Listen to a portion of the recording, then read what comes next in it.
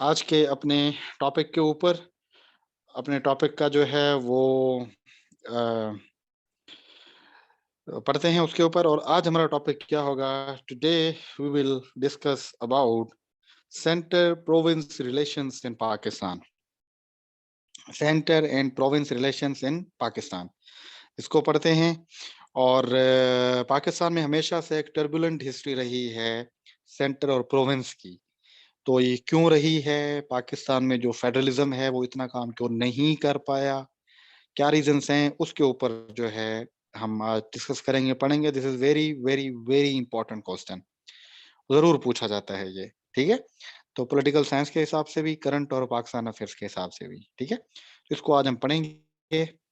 और अभी भी आपने सुना होगा, कल या परसों भी एक मसला हुआ है जिसमें वफाक ने कहा है कि भाई सिंध हुकूमत को कि आप लोग जो है वो हमारे फेडरल के कुछ ब्यूरोक्रेट्स हैं, आप उनको वापस करें सर्विसेज। और सिंध गवर्नमेंट ने कहा है कि हम वापस नहीं करेंगे। मतलब यहाँ पे सिंध और वफाक में सूबों में हमेशा से ये मसाइल लगे रहे हैं। तो ये मसाइल क्यों हुए हैं, किस वजह से हुए हैं, इसको जरा आज हम पढ़ने की कोशिश करेंगे। बहुत ही इंटरेस्टिंग, बहुत ही इंपॉर्टेंट टॉपिक है। एंड क्या पढ़ेंगे इसको, जरा ये समझना है हमने। तो इसको पढ़ने के लिए, समझने के लिए सबसे पहले हम नेचर इन कॉलोनियल ब्रिटिश राज के ऊपर चलेंगे कि ब्रिटिश राज में जब बरतानिया था तो वहां पे फेडरलिज्म की सिचुएशन क्या के जो रिलेशन थे सेंट्रल प्रोविंस के वो कैसे होते थे। बिकॉज अनलेस और until you do not understand history तो आपको बड़े इश्यूज होते हैं समझने में। देन हम पार्टीशन के बाद जाएंगे कि जब पार्टीशन हो गया तो उससे लेकर 71 तक रिलेशन कैसे हुए, यानी ईस्ट पाकिस्तान की डिसइंटीग्रेशन से पहले। और फिर हम nature and of central province relation 1 to 2018, इसके दौर में कैसे रिलेशंस रहे, यानी भुट्टो, जिया और पॉलिटिकल इंटरल्यूड, और उसके बाद जनाब मुशर्रफ, नवाज, जरदारी, वहां तक। और फिर हम आ जाएंगे रिसेंट सिचुएशन के ऊपर कि अभी जो गवर्नमेंट है इसमें सेंट्रल प्रोविंस रिलेशंस जो हैं वो क्या है, करंट स्टेट क्या है, प्लस हम इसमें कोविड 19 की सिचुएशंस को देखेंगे कि कोविड 19 में दोनों के रिलेशंस कैसे रहे हैं। और फिर लास्ट में हम इसकी रिकमेंडेशंस और कंक्लूजन्स की तरफ जो है वो मूव करने की कोशिश करेंगे। क्लैरिटी है गाइस यहाँ तक कि क्या पढ़ना है हमने आज? ठीक है, सो चलें जी, हम इसी चीज को आज पढ़ने की कोशिश करते हैं। तो सबसे पहले हम जरा चलते हैं नेचर इन कॉलोनियल ब्रिटिश राज के ऊपर चलते हैं कि जब यहाँ पे बरतानिया था, सल्तनत और प्रोविंस रिलेशंस की नेचर क्या होती थी। तो सेंटर इन प्रोविंस रिलेशंस की सिंपल मतलब ये होता है कि व्हाट रिलेशंस कैसे रहे सेंटर और प्रोविंस के दरमियान। And you must know Pakistan is a federal state, पिछले लेक्चर में बताया था। और फेडरल स्टेट में पावर्स हमेशा डिवाइड होते हैं बिटवीन सेंटर एंड प्रोविंसेस। ठीक है, तो उसमें सेंटर और प्रोविंस के रिलेशंस फिर उसमें कैसे रहते हैं तो पाकिस्तान के हिसाब से देखेंगे। बट पहले थोड़ा सा हिस्ट्री के ऊपर जाते हैं कि ब्रिटिश राज जब था यहाँ पे तो वहां पे वो इन सूबों को या इन प्रोविंसेस को कैसे देखता था, वो कैसे इनको टैकल करता था। तो उनकी ही चीजें काफी सारी आपको अभी के रिलेशंस में नजर आती है। तो उससे पहले जानने के लिए थोड़ा सा साउथ एशियन रीजन जो है उसकी थोड़ा सा जो है सोशियो फैब्रिक देखें जरा आप, उसका उसकी थोड़ी कंपोजिशन देखें, सोशल कल्चरल कंपोजिशन अगर आपको देखें तो आपको पता चलता है कि ये इसकी बड़ी यूनिक सोशियो इकोनॉमिक जो है वो पोजीशन है, एक रीजन है, पॉलिटिकल नेचर है। क्यों? बिकॉज सोसाइटी, और it is a multi ethnic society, all it is a heterogeneous society because there are very, वो चाहे इंडिया हो या पाकिस्तान हो, ठीक है, और सब कंटिनेंट के अंदर डिफरेंट है। यहाँ जैसे यहाँ पे देख ले सिंधी, पंजाबी, बलोची, और इंडिया के अंदर भी ये सिचुएशन है। तो इसकी की बड़ी यूनिक नेचर है। और मैंने कल भी बताया था जहाँ पे भी पॉली एथनिक सोसाइटीज हों वहाँ पे कौन सा फॉर्म ऑफ गवर्नमेंट सुइटेबल रहता है, वहाँ पे फेडरलिज्म सुइटेबल रहता है। ठीक है, सो साउथ एशिया के अंदर जो सेंटर प्रोविंस रिलेशंस हैं ये हमेशा डिपेंड की है because of its ethnic composition, क्योंकि डिफरेंट एथनिसिटीज हैं। तो वो एथनिसिटीज जब भी रिलेशंस बनाती हैं सेंटर के साथ, तो वो उन एथनिक बेसिस के ऊपर बनाती हैं। South Asia has always been remained faulty, ये फॉल्टी रहे, बिकॉज यहाँ पे होमोजेनियस सोसाइटी है नहीं। यहाँ पे होमोजेनियस सोसाइटी का सबसे बड़ा फ्लॉ ये होता है कि आपको सेंटर और प्रोविंस रिलेशंस को मेंटेन करने में बड़ा मुश्किल होता है, क्योंकि एक ये इनके अपने ग्रीवेंसेस से स्टार्ट हो जाते हैं। अगर यहाँ पे सिंधी आ जाते हैं तो उनके अपने हो जाते हैं। तो ये ब्रिटिश राज से भी यही सिचुएशन रही है, मल्टी एथनिक सोसाइटी की वजह से।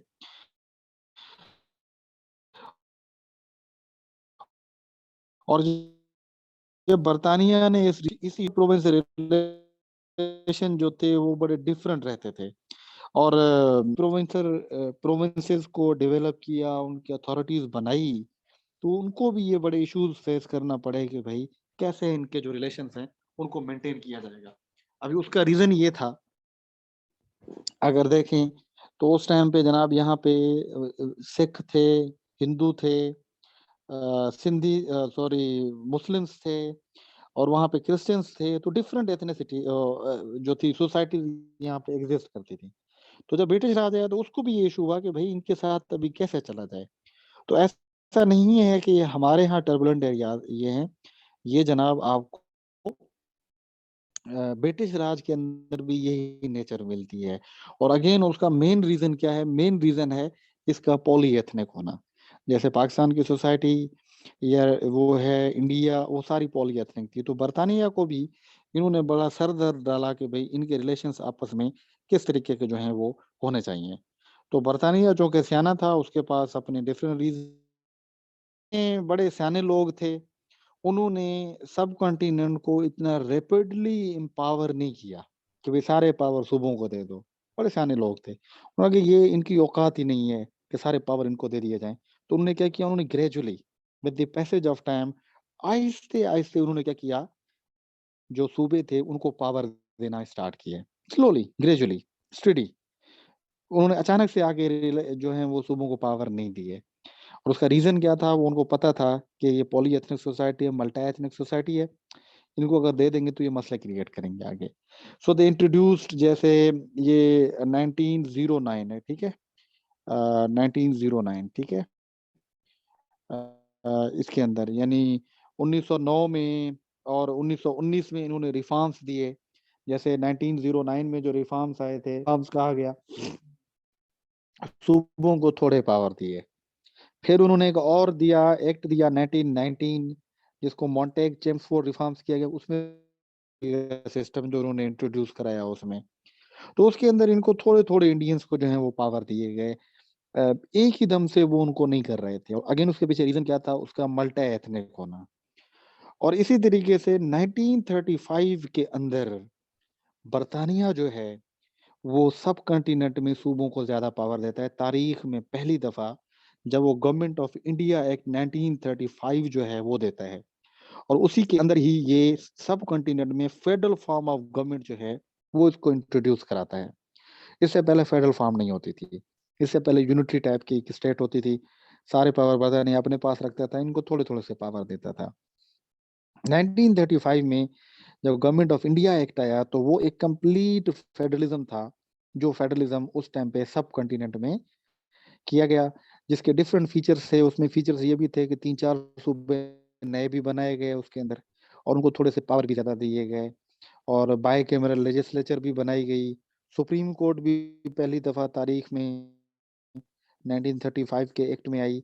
जो मैंने आपको जो भी शरायतें आपको बताई थी फेडरलिज्म के लिए, जैसे रिटन कॉन्स्टिट्यूशन, बाइकैमरल लेजिस्लेचर, और division of power between centre and the provinces, and active supreme court, ये चार मेन जो थी वो डायमेंशन थी, जो ब्रिटिश ने पहली दफा 1935 के एक्ट के अंदर जो है वो सब कंटिनेंट में दी।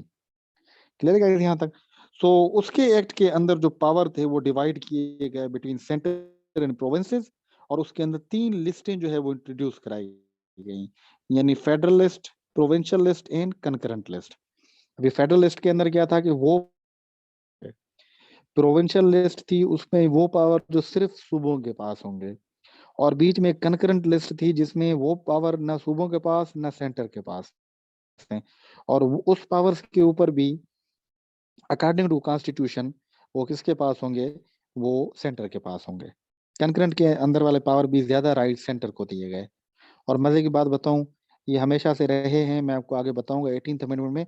तो कंकरेंट लिस्ट को 18th अमेंडमेंट में खत्म किया गया है। तो पाकिस्तान में भी 1960, 56, 62, 73 के कॉन्स्टिट्यूशन में ये तीनों लिस्टें रही हैं। तो 18th अमेंडमेंट में इसको खत्म कर दिया गया। अभी दो लिस्टें हैं पाकिस्तान में, एक सेंटर के पास है और दूसरी जो है वो सूबों के पास है। तो ये तीन लिस्टों का जो कंसेप्ट था, ये भी 35 के एक्ट में पहली दफा बरतानिया ने जो है वो इंट्रोड्यूस किया और सूबों को थोड़े ज्यादा पावर देना स्टार्ट किए। ठीक है। तो गवर्नमेंट ऑफ इंडिया एक्ट जो बरतानिया ने दिया था 1935 के अंदर, वो एक कंप्लीट फेडरेशन था। उसको समझेंगे तो आपको पाकिस्तान के चीजें भी समझ आएंगी। क्यों? क्योंकि हमने 1935 के एक्ट को ही तो फॉलो किया था 56 तक। 56 तक जब तक हमारा कॉन्स्टिट्यूशन नहीं बना था, तो हमने किसको फॉलो किया? We followed government of India act को, 1935 को। तो इसके अंदर क्या किया गया इस एक्ट के अंदर? तो division of power between centre and the provinces, तीन लिस्टें दी गई जैसे मैंने बताया आपको, फेडरल, प्रोविंशियल, कंकरेंट। और to some extent provinces were given autonomy, थोड़ी बहुत, ज्यादा नहीं, बहरहाल दी गई। और ज्यादा सब्जेक्ट जो थे यानी डिपार्टमेंट्स थे वो फेडरल लिस्ट में रखे गए। गवर्नर जनरल्स को बहुत ही ज्यादा पावर दिए गए, हैवी पावर दिए गए। गवर्नर जनरल्स को एक किस्म का डिक्टेटर बना दिया गया। फेडरल कोर्ट को भी यहाँ पे बनाया गया, जिसको आप सुप्रीम कोर्ट कहते हैं, वो भी 35 में बनी थी। And centre hold more power as compare to provinces, power फिर भी सेंटर के पास से ज्यादा सूबों से। बहरहाल सूबों को कुछ ना कुछ पावर दिए गए थे कंपैरेटिव टू 1909, 1919, 35 में उनको पावर ज्यादा दिए गए थे। और British centre wanted hold over the provinces, उनका मकसद एक ही था। और मकसद क्या था? कि सूबों को जो है वो कंट्रोल किया जाए और सेंटर के पास जो पावर हैं वो ज्यादा होने चाहिए। ये आपको बर्तानिया के दौर में सेंटर और प्रोविंस की रिलेशंस जो है, जो आपको नेचर है, वो ऐसी नजर आती है, जो कि 1935 के एक्ट में जो है बर्तानिया ने वहां पे देने की कोशिश की।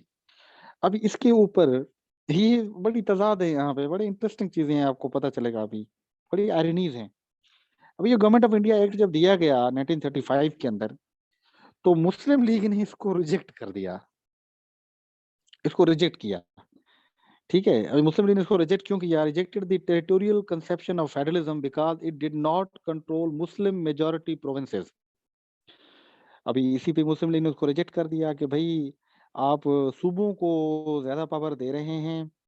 और क्यों उस टाइम पे रिजेक्ट कर रही थी मुस्लिम लीग? क्योंकि मुस्लिम लीग का उस टाइम पे कंट्रोल सूबों पे था ही नहीं। जो मुस्लिम मेजॉरिटी एरियाज थे वहां पे तो कांग्रेस बैठी हुई थी। और जो सूबे थे, अगर सूबों को ज्यादा पावर आप दे रहे हैं कुछ ना कुछ, तो अल्टीमेटली वो कांग्रेस के पास जाने थे, मुस्लिम लीग के पास तो कोई पावर थे नहीं। तो मुस्लिम लीग ने उसको रिजेक्ट कर दिया। फॉर एग्जाम्पल, जैसे पंजाब नेवर हेड अ मुस्लिम लीग गवर्नमेंट, थी ही नहीं। कांग्रेस एनडब्ल्यूएफपी में भी कांग्रेस बैठी हुई थी। बंगाल और सिंध ने कोलिशन गवर्नमेंट्स बैठी हुई थी उस टाइम पे। ठीक है, यानी मुस्लिम लीग का इसके भी कंट्रोल नहीं था। However the party was eventually obliged to accommodate the demands of the Muslim majority provinces if it wanted to gain the support of Muslims in these provinces. फिर मुस्लिम लीग को सोच आई कि यार अभी जब तक हम इनकी डिमांड्स को नहीं मानते इन सूबों की, यानी यहाँ पे हम अपने पावर को आगे एक्सटेंड नहीं करते, हम तो यहाँ से वेनिश अवे हो जाएंगे सब कंटिनेंट से, कांग्रेस तो जीत जाएगी। क्योंकि अभी इन सूबों में मुस्लिम लीग की हुकूमत नहीं थी, तभी मुस्लिम लीग कह रही थी कि सूबों को पावर नहीं होने चाहिए। उन्होंने उस फेडरलिज्म के पावर को रिजेक्ट कर दिया। रीजन उसके पीछे क्या था? यही था। अभी मुस्लिम लीग ने सोचा कि यार इस अगर हमें कंट्रोल लेना है तो इन सूबों में दोबारा हमें वर्क करना पड़ेगा। तो मुस्लिम लीग दोबारा इनके ऊपर अपना वर्क करना शुरू हो गई। बहरहाल गवर्नमेंट ऑफ इंडिया एक्ट को मुस्लिम लीग ने इसको रिजेक्ट कर दिया, वो इसको नहीं मानी कि सूबों को जितने पावर थोड़े बहुत दिए गए हैं, ये पावर भी नहीं होने चाहिए। और क्यों नहीं होने चाहिए? क्योंकि इनकी मेजॉरिटी नहीं थी। तो इस वजह से ये उसके ऊपर फेवर नहीं कर रहे थे। फिर क्या हुआ, फिर जनाब आपको 1940 के अंदर लाहौर रेजोल्यूशन पास हुई, मुस्लिम लीग ने की, जिसके ऊपर उसने कहा कि भाई ये जो 5 एरियाज हैं, यानी बंगाल हो गया, सिंध हो गया, पंजाब हो गया, NWSP और बलोचिस्तान के, भाई इनको आप ऑटोनमी दे दें, इनको आप आजाद छोड़ें। 40s के अंदर इन्होंने कहा। The resolution was superseded by the resolution passed by the 1950s Muslim Legislative Conference that sought to consolidate the areas covered by the farmer into the formidable entity. तो इन्होंने फिर कोशिश करना शुरू की कि भाई मुस्लिम लीग वालों ने कि भाई जब तक आप इन सूबों में अपने पावर को नहीं बढ़ाएंगे, कैंपेन नहीं करेंगे, तो ये सूबे फिर कांग्रेस जीत जाएगी अगले इलेक्शंस में, तो बराए मेहरबानी इनको जरा काम आउट करना शुरू करो। However, the Lahore Resolution has been celebrated because it publicly rationalized the separatist agenda of Muslim League. तो थोड़ा बहुत जो आपको 40 का रेजोल्यूशन थी उसको सेलिब्रेट किया जाता है, क्योंकि दफा थोड़ा बहुत डिमांड करना शुरू की कि भाई इन सूबों को साइड पे करो और एक अलग रियासत बनाओ, थोड़ी बहुत जिक्र किया उस टाइम पे। It also underlined the federalist ambitions of the Bengali, Sindhi, Baloch, and Pakhtun nationalists who understood it as the foundation of a new social contract। और वहाँ के जो नेशनलिस्ट थे, सिंध के, पंजाब के, बलूचिस्तान के, ये चारों सूबों के, वो भी इसी बेस के ऊपर आज़ाद रियासत की डिमांड कर रहे थे कि भाई जब हम आज़ाद हो जाएंगे तो हमें पावर दिए जाएंगे, तो यानी एक फेडरेशन होगी और उस फेडरेशन के बेस पे हम क्या करेंगे, फेडरेशन के बेस पे हम जो है वो आगे हम चलेंगे, मुल्क को चलाएंगे।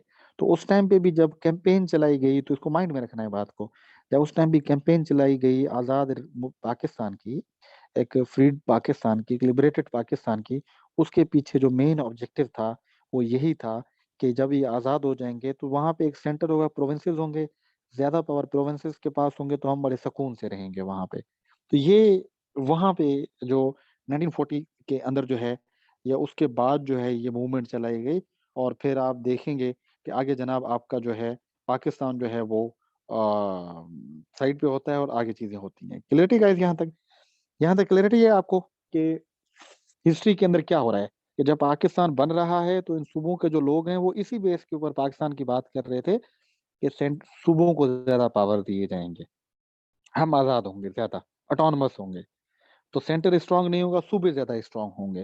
अभी डिमांड इसी के ऊपर चल रही है। सो इसी तरीके से there are two sided arguments regarding centre province relations. दो किस्म के आर्ग्यूमेंट्स हैं, वो उनके दलील हैं। Number nationalist leadership claim that, अभी जो एथनो नेशनलिस्ट है ना, यानी पाकिस्तान के जो सूबे हैं, चारों सूबे, उनकी अगर नेशनलिस्ट लोगों को देखें ना, जो सूबों की बात करते हैं, सिंधी की बात, पंजाबी की बात, पश्तून की बात, बलोची की बात, ये जो पार्टीज हैं जैसे अख्तर मेंगल हो गया, पीपल्स पार्टी भी टू सम एक्सटेंट, यहाँ पे आपकी जो है वो वहाँ पे ANP है, ये नेशनलिस्ट पार्टी है। अभी वो क्लेम क्या करते हैं सेंट्रल प्रोविंस रिलेशन के बारे में, वो कहते हैं भाई देखें, आपको सूबों को ज्यादा पावर देने चाहिए। भाई क्यों देने चाहिए सूबों को ज्यादा पावर, वो कहते हैं भाई सिंपली देखें, जिन्हा individual confederation for the Pakistan, वो कहते हैं जिन्हा ने खुद कहा था सूबों को ज्यादा पावर होंगे। अभी जिन्हा ने भी तो बड़ी बात की थी ना, जब आप जिन्हा के 14 पॉइंट्स देखते हैं तो उसमें जो जिन्हा है वो सूबों को ज्यादा पावर देने की बात करता है, और वही जिन्हा है जब आप आज़ादी के बाद देखेंगे तो वो कहते हैं नहीं, सेंटर स्ट्रांग होना चाहिए। तो यहाँ पे थोड़ी बहुत चीजें तो हैं। बहरहाल ये कहते हैं कि भाई 1940 जो है 14 पॉइंट्स आप कैद आजम के उठा लें, उसमें कैद आजम खुद कह रहा है कि भाई पाकिस्तान के अंदर कॉन्फेडरेशन या फेडरेशन होगी, सूबे मजबूत होंगे, जैसे ज्यादा सूबे मजबूत होने चाहिए। यही लोग क्या आर्गुमेंट करते हैं, वो कहते हैं कि 1935 का एक्ट जो है provided no role for the centre, बताइए आप लोगों को। और आपने 56 तक भी कॉन्स्टिट्यूशन जो है वो 35 का एक्ट दिया, तो ऑब्वियसली वो भी ये डिमांड करते हैं आपको इसलिए भी होने चाहिए। And third, autonomous and independent provinces entered into a contract to establish the new federation। वो कहते हैं जनाब आला 1940s के अंदर जब ये पार्टीज, ये जो सूबे थे, ये पाकिस्तान बनाने के हक में आए थे, तो ये इस डिमांड के ऊपर आए थे कि आप हमको ऑटोनमस रखेंगे, आप हमको आजाद रखेंगे। तो ये तीन आर्गुमेंट ये देते हैं वो लोग जो बिलीव करते हैं कि पाकिस्तान में सेंटर स्ट्रांग और प्रोविंसेस स्ट्रांग होने चाहिए। और क्यों होने चाहिए? वो कहते हैं कायदे आजम ने ये भी कहा था, वो कहते हैं 35 के एक्ट में भी यही चीजें हैं। और वो कहते हैं कि जब पाकिस्तान बना था तो उस टाइम पे जब वादा किया था स्टेट्स ने, वो भी यही किया था कि सूबों को ज्यादा पावर होंगे, जो सेंटर होगा वो वीक होगा। तो एक आर्गुमेंट आपको ये नजर आता है पाकिस्तान में जो बिलीव करता है कि सूबे जो हैं वो स्ट्रांग होने चाहिए। ठीक है। और इसी तरीके से जो दूसरा आर्गुमेंट है ठीक है, जो दूसरा आर्गुमेंट है, वो दूसरा आर्गुमेंट आपको आता है कि according to main stream constitutional thinking. अभी दूसरा आर्गुमेंट जो है वो क्या समझता है? वो ये समझता है कि the perceived federal provisions of the Lahore resolution remained inactive at the national level. वो कहते हैं भाई आप लोगों को वो बातें तो की गई थी, बट हुआ क्या? हुआ ये कि वो प्रोविजंस इनएक्टिव हैं, वो उसको फॉलो ही कभी नहीं किया गया है। नंबर वन, जो ये बिलीव करते हैं कि मेन स्ट्रीम कॉन्स्टिट्यूशनल थिंकिंग जो बिलीव करती है, जो बना रहे हैं वहां पे, the fact that two wings were considered vulnerable to the perceived hostilities design of the India pushed the ruling elite towards the centralization of all meaningful power in the hands of Karachi and later Islamabad. तो दूसरा argument क्या देते हैं? वो कहते हैं कि भाई असल में ये हुआ कि पाकिस्तान को उस टाइम पे इश्यूज थे। किसके इश्यूज थे पाकिस्तान को? थे वहां पे जंग लाइक सिचुएशन थी। और इसी चीज का फायदा उठाया कि उन लोगों ने बताया कि भाई अगर आप लोग सूबों को ऑटोनमस कर देगा है और ये इंडिया हमला कर देगा, तो इसलिए जब तक सेंटर स्ट्रांग है तो इंडिया कुछ नहीं कर सकता है। तो एक ये आर्गुमेंट देते हैं कि भाई इसलिए सूबों को इतनी आजादी नहीं दी गई उस टाइम पे। Then the centre combined enormous powers under the sections, ये डिफरेंस है 47 इंडिपेंडेंस एक्ट ऑफ 1947। वो कहते हैं भाई 1947 का जो एक्ट आया था उसमें भी सेंटर को ज्यादा पावर दिए गए। वो तो बात कर रहे हैं 35 के एक्ट की। तो ये कहते हैं भाई जनाब अल्लाह 47 का एक्ट आप देख लें, उसमें तो सेंटर को ज्यादा पावर है। तो ये बिलीव करते हैं उनके अपोजिट में। वो कहते हैं कि भाई आपको जो वादा किया गया 40 में वो इनएक्टिव रहे, प्रोविजंस उनको हम फॉलो ही नहीं कर सकते। और नंबर टू क्या कहते हैं कि पाकिस्तान ऑलरेडी वल्नरेबल सिचुएशन में है, यहाँ पे हमले हो रहे हैं, सारी चीजें पाकिस्तान के ऊपर इंडिया की तरफ से, तो हम सूबों को ज्यादा आजादी नहीं दे सकते। और थर्डली क्या है कि भाई 47 का कॉन्स्टिट्यूशन कहता है कि सेंटर के पास ज्यादा पावर हो। तो ये दो आर्ग्यूमेंट्स हैं जो पाकिस्तान में सेंटर और प्रोविंस रिलेशंस के ऊपर चलते हैं। तो there are some people who believe के क्या होना चाहिए, सेंटर स्ट्रांग होना चाहिए। और there are some people who believe के नहीं, प्रोविंसेस जो हैं वो आपके स्ट्रांग होने चाहिए। ये पाकिस्तान के अंदर जो है वो ये चल रही है। तो इसी तरीके से 10 Pakistan was born into an abnormal political situation that led to contradictory approaches. अब इस सिचुएशन में पाकिस्तान आजाद हुआ कुछ कह रहे थे कि सूबे आजाद हो, कुछ कह रहे थे कि सेंटर आजाद हो। अभी एक हमारे पास कॉन्सेंसस ही नहीं था। इसी जो है कंफ्यूजन के अंदर पाकिस्तान आजाद हो गया। अभी कुछ लोग कह रहे हैं कि जैसे वहां के सूबों के जो लोग थे वो कह रहे थे सेंटर स्ट्रांग हो, प्रोविंस स्ट्रांग हो, वो कह रहे थे कि सेंटर स्ट्रांग हो। तो इसी दौर में पाकिस्तान कायम हो गया। तो वो एक फिल्म थी सुनील शेट्टी की, क्योंकि एक फिल्म थी पुरानी, उसमें वो उसके डबल पार्ट होते हैं सुनील शेट्टी के। तो उसका एक का पुलिस वाला होता है, उसका बेटा होता है। तो दोनों डबल पार्ट एक ही जैसे उस बेटे के सामने आ जाते हैं। तो वो फिर उनको देख के कहता है कि मेरे दो दो बाप, ठीक है, कि मेरे दो दो बाप। अभी जब पाकिस्तान कायम हुआ तो उसके साथ भी यही सिचुएशन थी कि whether it should be there should be a strong centre or there should be province जो है उनको ऑटोनमस होना चाहिए। इस एबनॉर्मल कंडीशन में पाकिस्तान उस टाइम पे वजूद में आता है। तो अप्रोचेस भी ऑब्वियसली दो चलती हैं। एक क्या थी अप्रोच, वो ये थी कि making federalism the only option for a viable form of government. एक ऑप्शन ये था पाकिस्तान के लोगों के पास कि भाई federalism is the only option, कि आप क्या करें, फेडरलिज्म को स्ट्रॉन्ग करें। एक रीजन ये था। दूसरी उनके पास ऑप्शन ये था कि making it as toothless as possible. दूसरा ये था कि भाई आप फेडरलिज्म को, फेडरेशन को, सेंटर को बिल्कुल पावर ना दें और सारे पावर आप सूबों को दे दें। और यही तो मैं आगे बताऊंगा कि शेख मुजीब का क्या आर्गुमेंट था। यही आर्गुमेंट था कि सेंटर के पास पावर नहीं होने चाहिए, सूबों के पास पावर होनी चाहिए, उसके 6 पॉइंट्स के ऊपर। ठीक है guys? और ये सारी चीजें, ये डिबेट्स जन्म क्यों ले रही थी, वो इसी बेस के मैंने हिस्ट्री आपको बताई। ब्रिटिश राज, ब्रिटिश राज के बाद 1940, 1940s के बाद जब ये सारी सिचुएशन क्रिएट हुई तो पाकिस्तान में दो स्कूल ऑफ थॉट उस टाइम पे एग्जिस्ट कर रहे थे। एक बिलीव कर रहा था स्ट्रॉन्ग सेंटर के ऊपर, दूसरा बिलीव कर रहा था स्ट्रॉन्ग प्रोविंसेस के ऊपर। और पाकिस्तान इसी कंफ्यूजन में पैदा हो गया। और यही दो आर्ग्यूमेंट रहे पाकिस्तान में, जिनमें एक लोग कहते थे कि स्ट्रॉन्ग सेंटर होना चाहिए, दूसरे कह रहे थे कि स्ट्रॉन्ग फेडरलिज्म होनी चाहिए। आज तक पाकिस्तान में ये स्कूल ऑफ थॉट एग्जिस्ट करता है कि एक स्कूल ऑफ थॉट है जो कहता है कि सूबे ज्यादा आजाद हो, एक स्कूल ऑफ थॉट है जो बिलीव करता है नहीं, सेंटर ज्यादा स्ट्रांग होना चाहिए। क्या ख्याल है गाइस? क्लैरिटी हुई है कुछ कि पाकिस्तान किस कंफ्यूजन के अंदर जो है वो आपको नजर आता है? Is it clear? Should you move?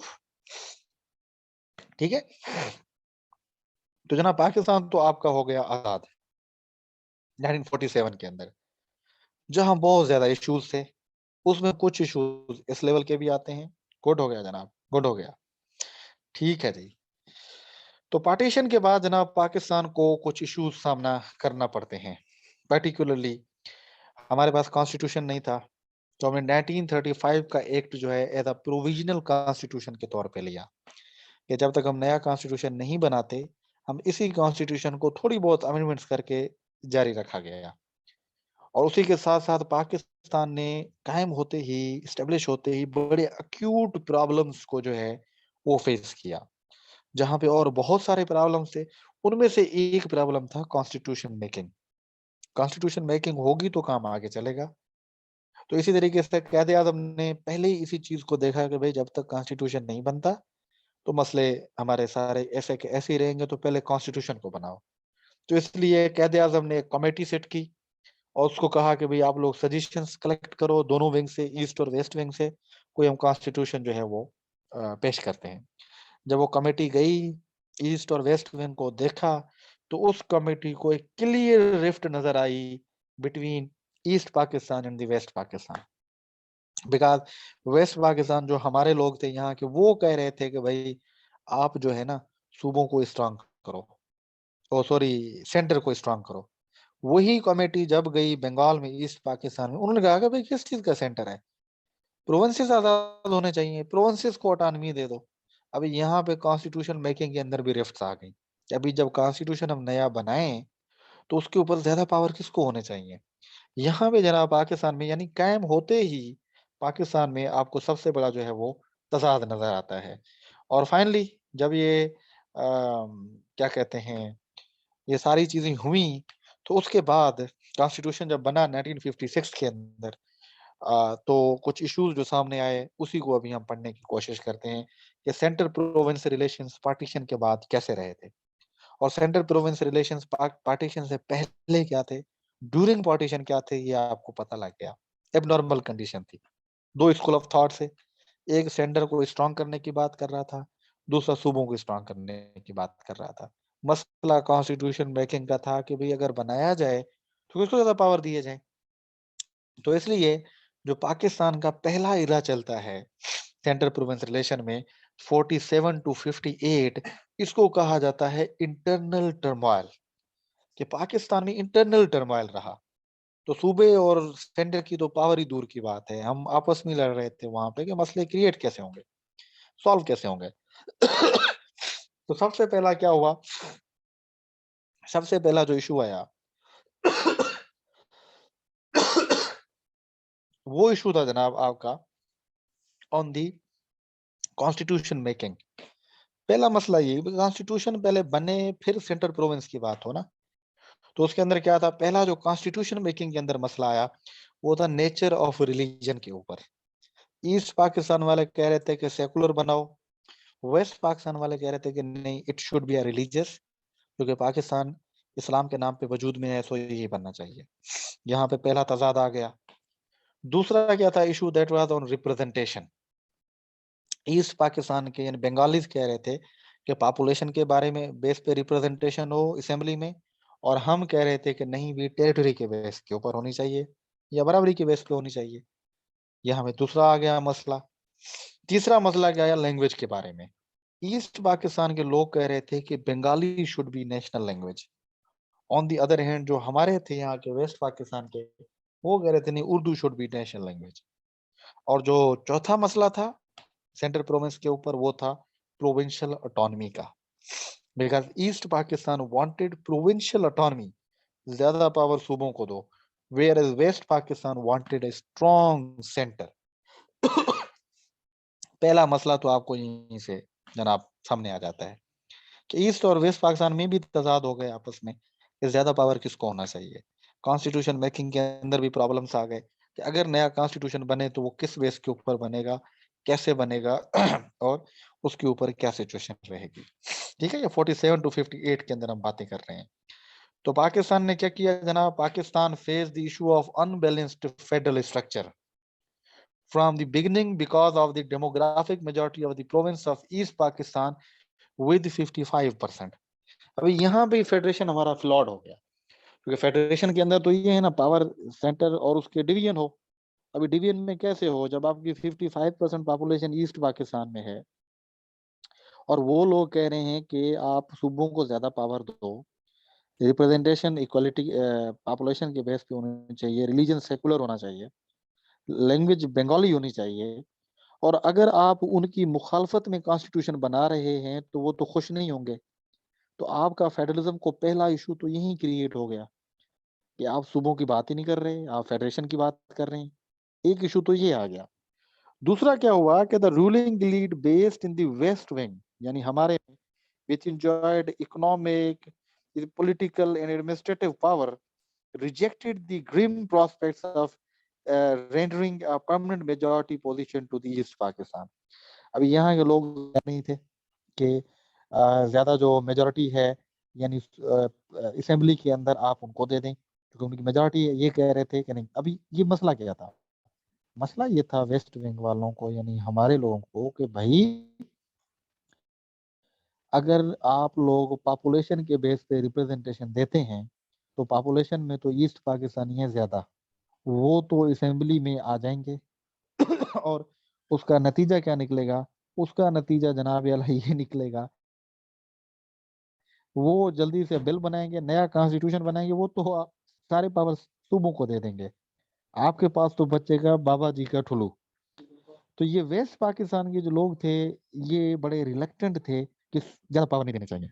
So it pushed the agenda for interwing parity in term of equal representation in the parliament। अभी मसला ये है कि भाई इसका मसला रिजोल्व कैसे किया जाए। देखिए ना टोटल 180 की एंगल पे खड़े हुए हैं चारों डिमांड्स के ऊपर। कॉन्स्टिट्यूशन वो इस्लामिक ये सेकुलर, रिप्रेजेंटेशन वो पॉपुलेशन ये इक्वालिटी, लैंग्वेज वो बंगाली ये उर्दू, प्रोविंशियल ऑटोनॉमी वो ज्यादा चाहते थे ये सेंट्रल स्ट्रॉन्ग चाहते थे, टोटल 180 के अपोजिट पे। अभी इनको मिलाया कैसे जाए, इनको एक प्लेटफॉर्म पे इकट्ठा कैसे किया जाए। तो पाकिस्तान में यही वो रीजंस थे मेन चार जिसकी वजह से आपका 1947 से 56 तक कोई कॉन्स्टिट्यूशन ही नहीं बन पाया। 9 साल तक आप 35 के कॉन्स्टिट्यूशन के ऊपर रहे और ये रहा ही नहीं आपका। क्यों नहीं रहा, मैंने रीजंस आपको बता दिए। तो अभी इसका कोई सोल्यूशन तो निकलना चाहिए था ना। कि क्या सोल्यूशन होना चाहिए, तो सोल्यूशन ये होना चाहिए जनाब कि आपका उसी दौर में ही 53 में जो आपका गवर्नर जनरल था Ghulam Mohammad, which was about to form constitution, उसने क्या कर दिया, उसने आपकी असेंबली को डिसॉल्व कर लिया जो असेंबली बना रही थी। और बहुत ज्यादा आपके प्राइम मिनिस्टर भी चेंज हो गए वहां पे। तो ये और मजीद जो है वो टर्मोइल की सिचुएशन थी कि भाई जो कॉन्स्टिट्यूशन बनाने वाली असेंबली थी उसके अंदर क्या हुआ, उसके अंदर ये सिचुएशन क्रिएट हुई कि भाई वो बनाने ही लगी थी कि 53 में गुलाम मोहम्मद ने उसको जो है घर भेज दिया। और वहीं पे आपका एक नया केस बनता है मौलवी तमीजुद्दीन केस, अगर आपको याद हो, ठीक है, तो ये वहां बनता है। और इस जगह से बहुत ज्यादा प्राइम मिनिस्टर, और इसी में किसी ने कहा था, नेहरू ने मेरे ख्याल में कहा था कि मैं अपनी धोती भी नहीं बदलता, पाकिस्तान के प्राइम मिनिस्टर बदल जाते हैं। तो एक प्राइम मिनिस्टर आ रहे, दूसरा जा रहे, तीसरा आ रहे, चौथा जा रहे। मैंने कल बताया था मुस्लिम लीग या था पॉलिटिकल पार्टी के हिसाब से आपस में कन्फ्लिक्ट हो गए इन लोगों के, ठीक है। तो नतीजा तो देना था, भाई क्या होना चाहिए, इनको दोनों विंग्स को राजी कैसे करें। तो राजी करने के लिए कंट्रोवर्शियल स्कीम लाई गई जिसको वन यूनिट स्कीम कहते हैं 1955 के अंदर। अभी ये क्या थी, ये स्कीम वो थी कि भाई दोनों को राजी करते हैं। अभी दोनों को राजी कैसे करने हैं, which further strengthen the role of centre and weakened provincial autonomy. 55 में उन्होंने वन यूनिट लगाते हैं। वन यूनिट क्या है, वन यूनिट ये होगा कि भाई दो सूबे बना देते हैं बस। कौन से सूबे बनेंगे भाई, एक सूबा होगा ईस्ट पाकिस्तान, दूसरा सूबा होगा वेस्ट पाकिस्तान। यार ये चालाकियां चेक करो इनकी। अभी इसकी बड़ी पॉलिटिक्स है, मैं समझाऊं आपके रोंगटे खड़े हो जाएंगे। मसला क्या था पॉपुलेशन का, तो उनकी पॉपुलेशन ज्यादा थी, हमारी कम थी। तो अभी पॉपुलेशन तो उनके हिसाब से बननी थी, जाहिर है अगर असेंबली में वो आते हैं तो इनको खतरा था कि वो आगे असेंबली में तो वो कॉन्स्टिट्यूशन प्रोविंसेस को ज्यादा ऑटोनॉमी दे देंगे, सेकुलर बना लेंगे और बंगाली को नेशनल लैंग्वेज बना लेंगे। तो उनको पावर नहीं देना है किसी तरीके से। अच्छा पावर नहीं देना तो क्या, उन्होंने वन यूनिट बनाया। वन यूनिट के अंदर क्या किया, उन्होंने कहा कि भाई दो सूबे बनाते हैं बस, एक ईस्ट विंग और दूसरा वेस्ट विंग। अभी वेस्ट विंग के अंदर जो पाकिस्तान के तीन सूबे थे, उस टाइम पे बलूचिस्तान सूबा नहीं था, तीन सूबे थे, उसमें से एक आपका सिंध था, बलूचिस्तान था, NWSP एंड आपका पंजाब। इन तीनों सूबों को मिला के एक सूबा बनाया गया और ईस्ट पाकिस्तान एक और सूबा बनाया गया, यानी दो सूबे। अभी बात आती है पॉपुलेशन की। तो उन्होंने कहा कि भाई ऐसा करते हैं, ना पॉपुलेशन देते हैं जनाब आपकी, ना रिप्रेजेंटेशन देते हैं पॉपुलेशन के बेस पे, हम रिप्रेजेंटेशन देते हैं इक्वलिटी के बेस पे। पैरिटी होगी अभी, 150 सीटें आपकी, 150 सीटें हमारी। ये अभी डिवीजन की इन लोगों ने। मसला क्या था, मसला ये था कि किसी भी तरीके से उनको मेजोरिटी नहीं जानी चाहिए। तो वो बेचारे भी तंग हुए हुए थे उस टाइम पे। ईस्ट पाकिस्तान उन्होंने कहा भाई दफा हो जाओ, चलो ठीक है दे दो, वो जो बराबरी पे आ जाते हैं। तो ये बराबरी पे सिचुएशन रही सारी, और यही वो रीजन था जिसकी वजह से पहली दफा पाकिस्तान में आपको सेंटर और प्रोविंस के रिलेशन खराब नजर आते हैं। क्यों खराब आते हैं, बिकॉज आपने क्या किया, एक तो आपने ईस्ट पाकिस्तान को नाराज किया, दूसरा आपने क्या किया, दूसरा आपने ये किया कि जब आप वेस्ट विंग बना रहे हैं, ये वाला विंग, इसके ऊपर आपने सूबों की ऑटोनमी को खत्म किया। आपने सारे सूबों को मिला के एक वेस्ट विंग में डाला है। और सेंटर पता है उसका कैपिटल क्या रखा गया था, कैपिटल लाहौर रखा गया था। यानी तीनों सूबों का कैपिटल लाहौर था यहाँ पे। यानी वो जो मर्दान से बंदा आ रहा है, वो जो हरिपुर से आ रहा है, वो लाहौर में जाएगा काम करने के लिए। कराची वाला बंदा लाहौर में जाएगा काम करने के लिए। ये सिचुएशन थी। यानी सारे पावर लाहौर में कंसंट्रेट करके रखे गए। और बंगालियों को कैसे जो है वो बनाया गया, वो कि भाई बराबरी पैरिटी है, अभी आपकी भी हमारी भी। अभी और मसला क्या था, आपको इंटरेस्टिंग बात बताऊं। वेस्ट विंग में जो तीन सूबे इंक्लूड किए गए, उनको जो 150 सीटें दी गई, उन 150 सीटों में डिवीजन पॉपुलेशन के बेस पे हुई। यानी उसमें ज्यादा सीटें, 150 में से भी ज्यादा सीटें पंजाब को आई, फिर दी गई जनाब आपकी सिंध को, फिर दी गई NWSP को। ठीक है, एरिनी की एक हद होती है। यानी पहले आप कह रहे हैं पॉपुलेशन के बेस पे नहीं करेंगे, और फिर आपने वेस्ट पाकिस्तान को अलहदा किया, यानी विंग को, और उसके ऊपर जो मजीद आपने रिप्रेजेंटेशन दी 150 सीटों में से, वो पॉपुलेशन के बेस पे दी। ये सिचुएशन थी उस टाइम पे, हमारे लीडर इस टाइप के थे उस टाइम पे।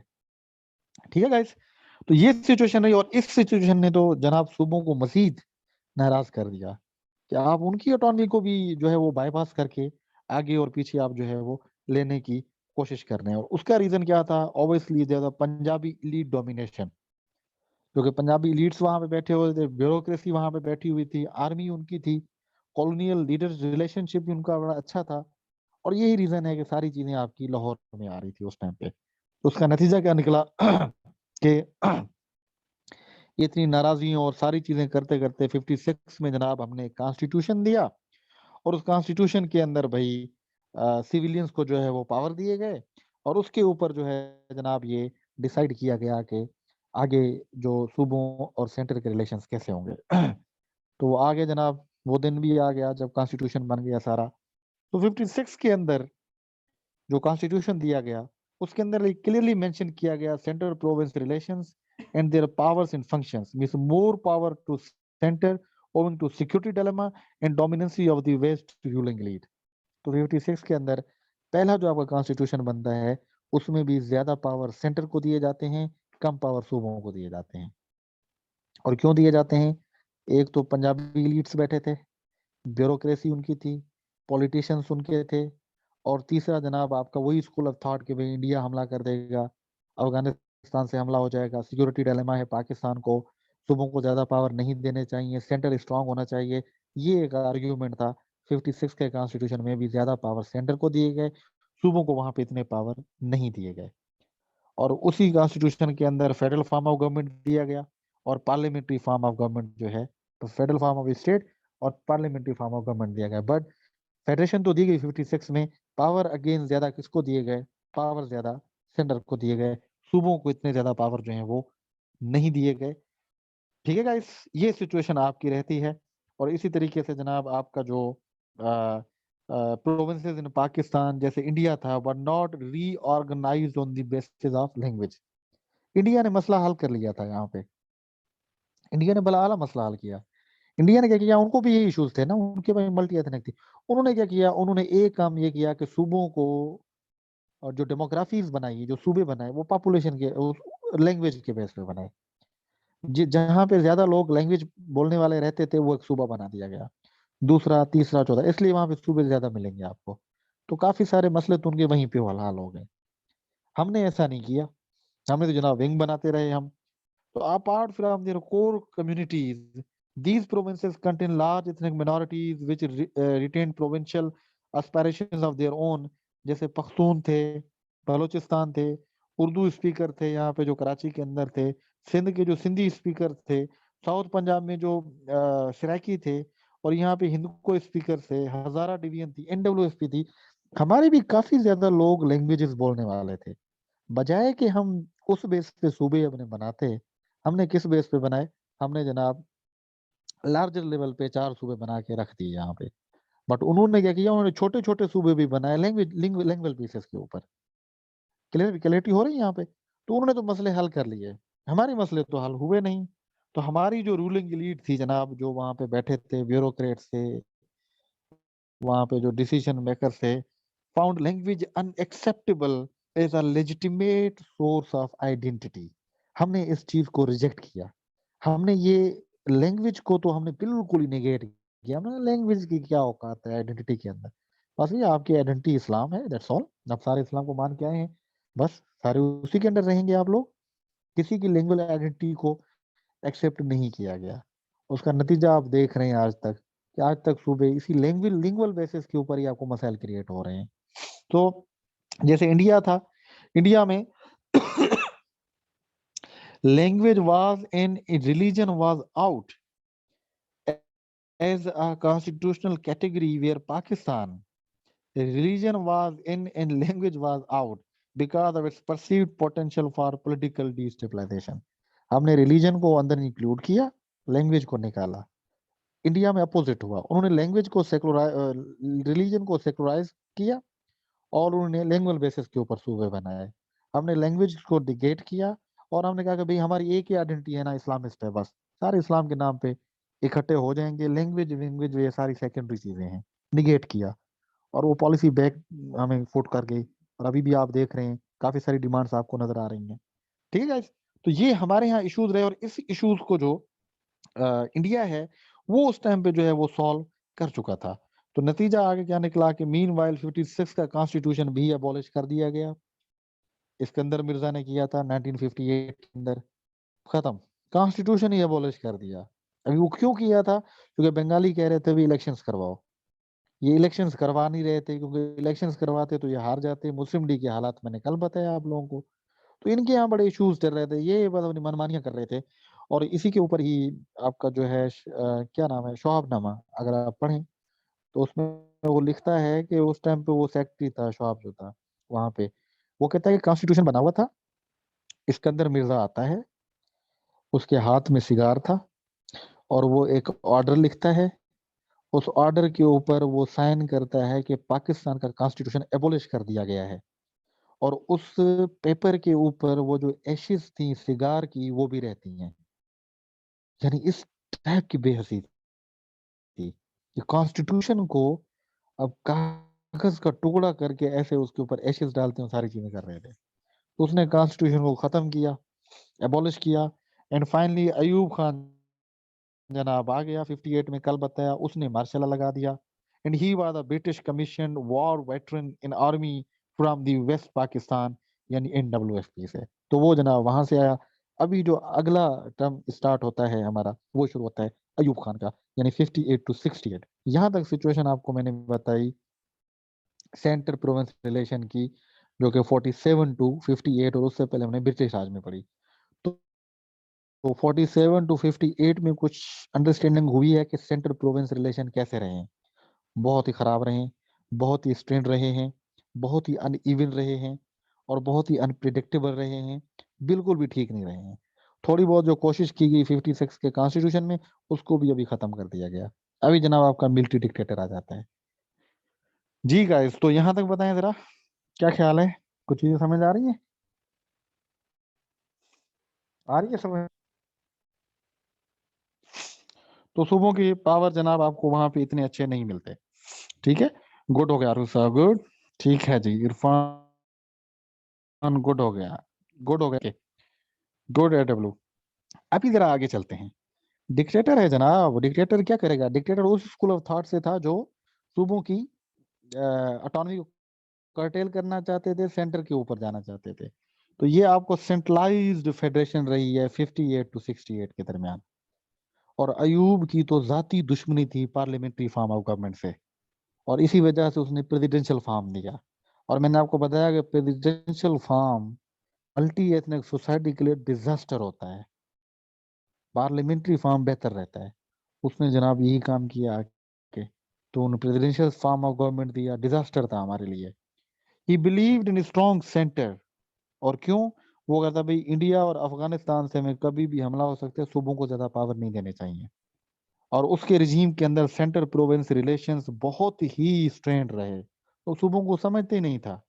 And he enacted one unit scheme, उसने उसको मजीद आगे किया, विच फर्दर इंटेंसिफाइड प्रोविंसेस।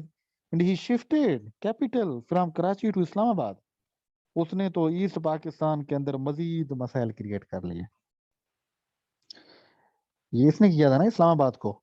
और इसका आर्ग्यूमेंट क्या था? इसका आर्ग्यूमेंट ये था कि भी कराची सेफ नहीं है सिक्योरिटी के हिसाब से, तो इसलिए किसी और जगह पे होना चाहिए। तो क्योंकि ये खुद पश्तून था, ठीक है, और ये NWFP ये भी हरिपुर से था मेरे ख्याल में, उसका ताल्लुक था। तो इसने क्या किया, पहले ये बनाना चाहता था जोराबाद में। पता है आप लोगों को यहाँ पे है कोई खुशाब के इलाके से या खुशाब के करीब कोई? जोराबाद में। तो पहला पाकिस्तान का कैपिटल बनाया जा रहा था जोराबाद में, पंजाब, पंजाब के अंदर। इसको फिर वहां से किसी सजेशन दिया कि इसको छोड़ो, आप इस्लामाबाद बनाओ जाके। तो फिर इन्होंने इस्लामाबाद बनाया कैपिटल, और उसका आर्गुमेंट क्या था कि ये सेफ है, जो स्ट्रेटेजिकली ये बहुत ही सेफ है, तो इसलिए यहाँ पे होना चाहिए। तो इसने क्या किया, इसने जो जनाब कराची और जो वहाँ के जो उर्दू स्पीकिंग आबादी थी, वहाँ के सिंधीज थे, उनको बड़ा नाराज कर लिया। क्योंकि आप कैपिटल को उठा के लेके जा रहे हैं वहां पे, पहले रिलेशन ठीक नहीं है, आपने कैपिटल भी चेंज कर लिया। और इसी के दौर में ही जनाब आप बंगालीज को भी खुशी नहीं हुई इस बात की कि वो क्यों, वो कहते हैं कि अच्छा, अगर आप कराची में नहीं रखना चाहते तो आप ढाका को कर लें आके कैपिटल। तो आपने ढाका को भी नहीं किया, कराची से भी आप उठा के लेके जा रहे हैं, और फिर आप बलोच जो है आप इस्लामाबाद लेके जा रहे हैं। तो इसने भी बहुत ही बड़ा मसला क्रिएट किया इस दौर के अंदर, जो है ये। और इसी तरीके से इस्लामाबाद को क्यों कहा गया कि ये पश्तून पंजाबी एरिया था? और वैसे ये बात तो ठीक है, यानी इस्लामाबाद के अंदर एक तरफ से पश्तून थे, दूसरी तरफ से पंजाबी थे, यानी एक तरफ पिंडी है, दूसरी तरफ से आपको पेशावर मिलता है। तो वहां में ना बंगालियों का कंसर्न है, ना वहां पे बलोचों का कंसर्न था, ना वहां पे सिंधियों का कंसर्न था। कि हाँ मसाइल क्रिएट किया आके, वो बड़ी ड्यूबियस रहे वो इस मामले के ऊपर। और जो इसके दौर में, अयूब खान के दौर में ही, कराची में जो एथनिक रियूट से बिटवीन पश्तून सिंधी मुहाजिर, ये भी बहुत ज्यादा हुए। और इसका बेटा था, कैप्टन था कोई, क्या नाम था, गौहर अयूब मेरे ख्याल में नाम है, गौहर अयूब था शायद। तो वो जनाब वो कराची के अंदर जो पश्तून एरियाज थे उनको पूरी सपोर्ट करता था। और इसके इलेक्शंस भी हुए फातिमा जना के साथ। तो फातिमा जना को जो कराची की उर्दू स्पीकिंग कम्युनिटी थी वो ज्यादा फेवर कर रही थी, अयूब की मुखालिफ थी। तो ये भी उसको उनके ऊपर ग्रजेस थे। तो इसने जो पश्तूनों को आगे करके वहां पे बहुत ही अच्छे खासे तजाद हुए। बहुत ज्यादा लोग जो है वहां पे मारे गए कराची के अंदर, जो उर्दू स्पीकिंग थे। पश्तूनों को इन्होंने सपोर्ट किया, तो एथनिक कन्फ्लिक्ट्स भी रहे। इसी के तरीके से इसने उर्दू को भी सेम लैंग्वेज रखा वहां पे।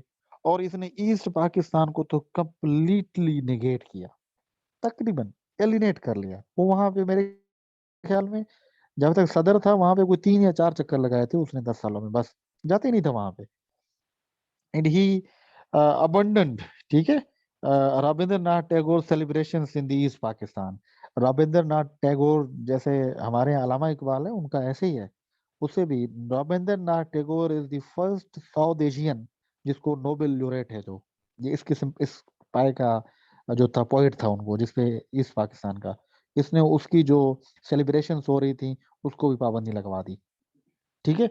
And Ayub Khan step down due to anti you movement by similar provinces in 19, ये 68 है, ठीक है, 86 नहीं है, 68 है, 68। जनाब इसके इन्हीं हरकतों की वजह से जो छोटे सूबे थे वो सारे मिलते गए, इसके खिलाफ एहतजाज करते गए, एहतजाज हुआ हुआ 68 में इसको लगा कि भाई ये एहतजाज अभी खत्म हो गया है, तो इसने 68 में एक कॉन्फ्रेंस बुलाई और उसमें खुद स्टेप डाउन किया और जाते जाते पावर देता गया याह्या खान को। और याह्या खान ने भी अगेन मार्शल लॉ के इम्पोज किया यहाँ पे जो है ईस्ट पाकिस्तान के अंदर। तो जनाब आपका जो याह्या खान है उसने अज्यूम किया लीगल फ्रेमवर्क जो है LFO 1970 के अंदर किया। इसने भी याह्या खान आते ही 62 में जो कॉन्स्टिट्यूशन दिया था अयूब खान ने उसको एबोलिश किया आके। अब मैं नया कॉन्स्टिट्यूशन बनाऊंगा। और वो कैसे बनाओगे, तो कि पहले तो ये है मैं LFO दे रहा हूँ। LFO के अंदर उसने एक फ्रेमवर्क दिया कि भाई मुस्तकबिल का कॉन्स्टिट्यूशन कैसे होगा। और उन्होंने कहा कि 3 महीनों के अंदर मैं इलेक्शंस करवाऊंगा और इलेक्शंस में जो पार्टी जीत के आएगी वो पार्टी क्या करेगी, वो पार्टी जनाब आपकी कॉन्स्टिट्यूशन बनाएगी फ्यूचर का। अभी LFO के अंदर इसने बड़ी एक शानदार प्रोविजन रखा था, बड़ा आला प्रोविजन था। प्रोविजन क्या था, वो ये था कि जब भी इलेक्शंस हो जाएंगे, इलेक्शंस होते ही पहली मीटिंग होगी, असेंबली की कॉल की जाएगी। पहला इजलास होते ही अगर 90 डेज के अंदर वो असेंबली कॉन्स्टिट्यूशन बनाती है तो ठीक है। अगर 90 डेज के अंदर वो कॉन्स्टिट्यूशन नहीं बनाएगी तो उस असेंबली को डिसॉल्व समझा जाएगा, ऑटोमेटिकली डिसॉल्व समझा जाएगा। अब ये बड़ी ट्रिक थी उसके पीछे, या की पॉलिटिक्स थी। उसको पता था ईस्ट और पाकिस्तान कभी भी एक पॉइंट पे एग्री होंगे ही नहीं। जब वो एग्री नहीं होंगे तो कॉन्स्टिट्यूशन बनेगा नहीं, तो कॉन्स्टिट्यूशन बनेगा नहीं तो मेरे पास लेजिटिमेसी होगी, मैं उनको साइड पे कर दूंगा और मैं अपना पावर बढ़ा के बैठ जाऊंगा। ये उसका पॉलिटिक्स थी, उसके माइंड सेट था। तो उसने जो है इलेक्शंस कंडक्ट कराए 70s के अंदर, पहले पाकिस्तान के कहा जाता है इम्पार्शियल इलेक्शंस करवाए उसने। और इसी LFO के अंदर सूबे का दर्जा भी दिया गया जनाब। बलूचिस्तान 70s में सूबा बना है पाकिस्तान का, और याह्या खान ने बनाया था। और याह्या खान ने 1 यूनिट को भी खत्म कर दिया था आगे। 1970 के इलेक्शन जो है जनाब वो होते हैं। और वो इलेक्शन कौन जीती है, वो ईस्ट पाकिस्तान से अवामी लीग जीती है। बट उसको इनवाइट ही नहीं किया जाता गवर्नमेंट बनाने के लिए। अभी यहाँ पे जो याह्या खान का वो था ना, क्या कहते हैं, प्लान था, वो नाकाम हो गया। अभी उसकी शर्त तो ये थी कि पहले मिले एक दफा। अभी यहाँ पे पीपल्स पार्टी ने इलेक्शंस जीते और वहां पे अवामी लीग ने जीते। ये दोनों मिल नहीं रहे थे आपस में। इसकी तशनगी बढ़ती जा रही थी। यार एक दफा मिले तो सही ना। वो कहते एक इजलास हो जाए, उसके बाद 3 महीने तक ये कॉन्स्टिट्यूशन नहीं बनाते, फिर दोनों को मैं साइड पे कर लूंगा और मैं खुद बैठ जाऊंगा। उसके लिए शर्त ये थी कि वो इजलास तो होना है किस्म का। इजलास हो नहीं रहा था। अगर मुजीब बनाता, शेख मुजीब इजलास के लिए बुलाता तो भुट्टो नहीं जाता, भुट्टो बुलाता तो वो नहीं आता। ये सिचुएशन थी। और इस सिचुएशन के अंदर क्या हुआ, जब हालांकि मेजोरिटी अवामी लीग की थी, हुकूमत उसको बनानी चाहिए थी, बट ये उसको दावा दे नहीं रहे थे। भुट्टो कह रहा था मैं टांगे तोड़ दूंगा जो वहां पे जाएगा। तो ये सिचुएशन थी जहां पे एक सिविल अनरेस्ट हुआ पाकिस्तान के अंदर, पर्टिकुलरली ईस्ट पाकिस्तान के अंदर।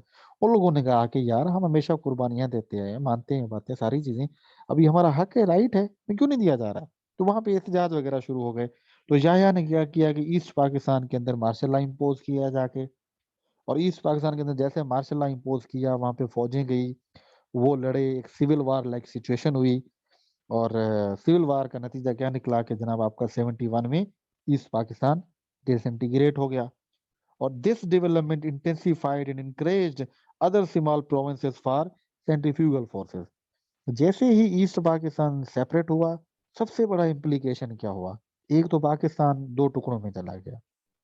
दूसरा सबसे बड़ा मसला ये था, छोटे छोटे सूबों को ये इंस्पिरेशन मिली कि अभी हम भी सेपरेट हो सकते हैं। और वहीं से ही आपका 70s के दौर में ही सिंध में डीएम सैयद आते हैं, और वो नारा लगाते हैं सिंधु देश का। और जैसे बांग्लादेश था, वो उससे मुतासिर होकर सिंधु देश की बात करते हैं। इसी तरीके से इस तरफ एनडब्ल्यूएसपी के अंदर ग्रेटर पश्तूनिस्तान की बात जो है की जाती है। वहां पे जनाब आपकी जो है वो बलूचिस्तान को सेपरेट करने की बातें की जाती हैं। तो इसका रीजन क्या था? रीजन यही था, ये चीजें पहले से आ रही थी, और ये सिर्फ उसको एक किस्म की मैनिफेस्टेशन मिली, इंस्पायरेशन मिली। ठीक है। और इस इंस्पायरेशन का रीजन क्या था? यही था। और अगेन मैं क्या बताऊं, यही चीजें आपको पढ़ा रहा हूँ कि आप पॉलिसी सारी देख रहे हैं, क्या क्या हालात डेवलप किए गए, उन उन हालात का जो इम्पैक्ट था वो आपको क्या निकलता है। तो जनाब सूबे तो निकल गए, सूबे तो हाथ से गए, वो कह रहे थे ये हो गए तो हम भी कर लेंगे। तो यहाँ पे जनाब आपका 71 में डिसइंटीग्रेशन ऑफ ईस्ट पाकिस्तान हो गई। अभी बच गया आपका वेस्ट पाकिस्तान। और वेस्ट पाकिस्तान के अंदर रिलेशंस कैसे रहते हैं जो अभी तक हैं, उसको अभी हम पढ़ते हैं। बट उससे पहले मुझे जरा ये बता दें, आपको चीजें समझ आ रही हैं? आपको सेंटर प्रोविंस रिलेशंस की नेचर समझ आ रही है कि क्या क्या रहे हैं माजी में, उसके पीछे हिस्टोरिकल रीजंस क्या रहे हैं, और उसके इम्प्लीकेशंस क्या क्या रहे हैं? ठीक है। तो ये जब आप हिस्ट्री ऐसे पढ़ते हैं ना, तो आप में बहुत ही ज्यादा पेसिमिज्म आ जाता है यार। पाकिस्तान की हिस्ट्री बहुत पेसिमिस्ट है। आप देख रहे हैं सारा कुछ। गुड हो गया जी। और इज क्लियर, ओके कीजिए, गुड, शाबाश। ठीक है। ये सिचुएशन रही है हमारी सेंटर और प्रोविंस से जो रिलेशन है उसके अंदर। अभी जनाब आ जाते हैं, कल भी भुट्टो जिंदा था और आज भी भुट्टो जिंदा है। तो भुट्टो का बड़ा, वैसे समझे बहरहाल, अभी आपको पता चलेगा कि भुट्टो के दौर में सेंटर प्रोविंस रिलेशन कैसे थे। पीपल्स पार्टी जो बड़ी दावे करती है उस दौर में क्या थे। तो जो आपका भुट्टो का फेडरलिज्म है, इसको कहा जाता है मेजॉरिटी कंस्ट्रेनिंग फेडरलिज्म। ठीक है। और इसने फेडरलिज्म की बुनियाद डाली 73 के कॉन्स्टिट्यूशन में। तो 73 का कॉन्स्टिट्यूशन किस टाइम का फेडरलिज्म देता है, और सेंटर प्रोविंस रिलेशन कैसे रहते हैं। तो ईस्ट पाकिस्तान की सेपरेशन के बाद एक नई थिंकिंग ने जन्म लिया फेडरलिज्म के बारे में। और वो क्या था? वो ये था कि as now Punjab now represented the position of one province dominates it 58% of the population. पहले तो चलो कौन था? पहले तो एक बड़ा मुश्किल था आपके लिए, ईस्ट पाकिस्तान, पॉपुलेशन ज्यादा थी, वो खतरा था, वो तो चले गए। अभी ये पाकिस्तान बच गया, इसमें ज्यादा मेजोरिटी किसकी थी? पंजाब की थी। तो अभी जब भी कोई चीजें बनी है असेंबली, तो ऑब्वियसली पंजाब की मेजोरिटी होनी है वहां पे। तो अभी कौन सा फेडरलिज्म लिया जाए कि इन मसाइल को हल करे? तो जो smaller provinces were committed to constrain the majority of one province in the parliament. दूसरे सूबे ये कह रहे थे कि भाई नहीं, सिर्फ पंजाब को हम आगे नहीं लाने देंगे, क्योंकि पंजाब के साथ उनकी पहली रिफ्ट रही हुई थी। आपको मैंने बताया है, बंगालियों की तो पहले ही थी। कैपिटल वहां पे हो गया, ब्यूरोक्रेसी और मिलिट्री में भी ज्यादा उनकी थी सारी चीजें। और जब वन यूनिट बना था तो उसमें भी कैपिटल पंजाब को, लाहौर को रखा गया था, सारी इलीट उनकी बैठी थी। तो सूबे बड़े ड्यूबियस थे और अभी तक भी हैं इस मामले के ऊपर। तो the specter of the other ethnic communities seeding from what was left Pakistan after Bangladesh loomed large on the horizon. So the elites of Sindh, NWSP and Balochistan pushed for some kind of majority constraining federalism. तो फिर भुट्टो ने थोड़ी सी इसमें वो चालाकी दिखाई। हमें ऐसा फेडरलिज्म देते हैं कि जिस फेडरलिज्म में छोटे सूबों को भी रिप्रेजेंटेशन देते हैं, और पंजाब को भी राजी करते हैं। यानी माइनॉरिटी, मेजॉरिटी और माइनॉरिटी दोनों को मिला के चलते हैं। अब ये मिला के कैसे भुट्टो चल रहा है, ये हमें 73 के कॉन्स्टिट्यूशन के अंदर पता चलेगा कि किस तरीके से करता है। तो इसने क्या किया कि भुट्टो चूंकि खुद भी सिंध से था, was able to accommodate the demands of the provinces in 73 constitution। तो इसने सारे सूबों को भी आगे लिया, पंजाब को भी आगे लिया। उसने कहा भाई चलो मैं आपको एक अच्छा फेडरलिज्म बना के देता हूँ जिसमें सारे लोग खुश रहेंगे। तो उसने क्या किया कि 73 का कॉन्स्टिट्यूशन दिया जिसने मोर प्रोविंशियल ऑटोनॉमी के ऊपर फोकस किया। 56 का कॉन्स्टिट्यूशन, सेंटर के पास ज्यादा पावर थे। 62 का कॉन्स्टिट्यूशन, सेंटर के पास ज्यादा पावर थे। 73 का जो कॉन्स्टिट्यूशन आपको नजर आता है उसमें भुट्टो ने प्रोविंसेस को ज्यादा पावर दी है। तो 73 के कॉन्स्टिट्यूशन ने क्या चीजें प्रोवाइड की? एक तो उसने किया बाय कैमरल पार्लियामेंट प्रोवाइड कर ली। कौन सी? Senate and national assembly. कैसे अकोमोडेट किया? नेशनल असेंबली के अंदर पॉपुलेशन के बेस पे सीटें दी गई और सेनेट के अंदर पैरिटी के बेस पे दी गई।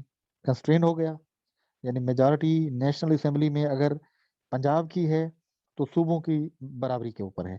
तो जो भी बिल बनेगा वो चाहे नेशनल असेंबली से मंजूर हो भी जाए, सेनेट से चारों सूबे मिलके उसको करेंगे फिर ही वो हो सकता है, अदरवाइज वो नहीं हो सकता है।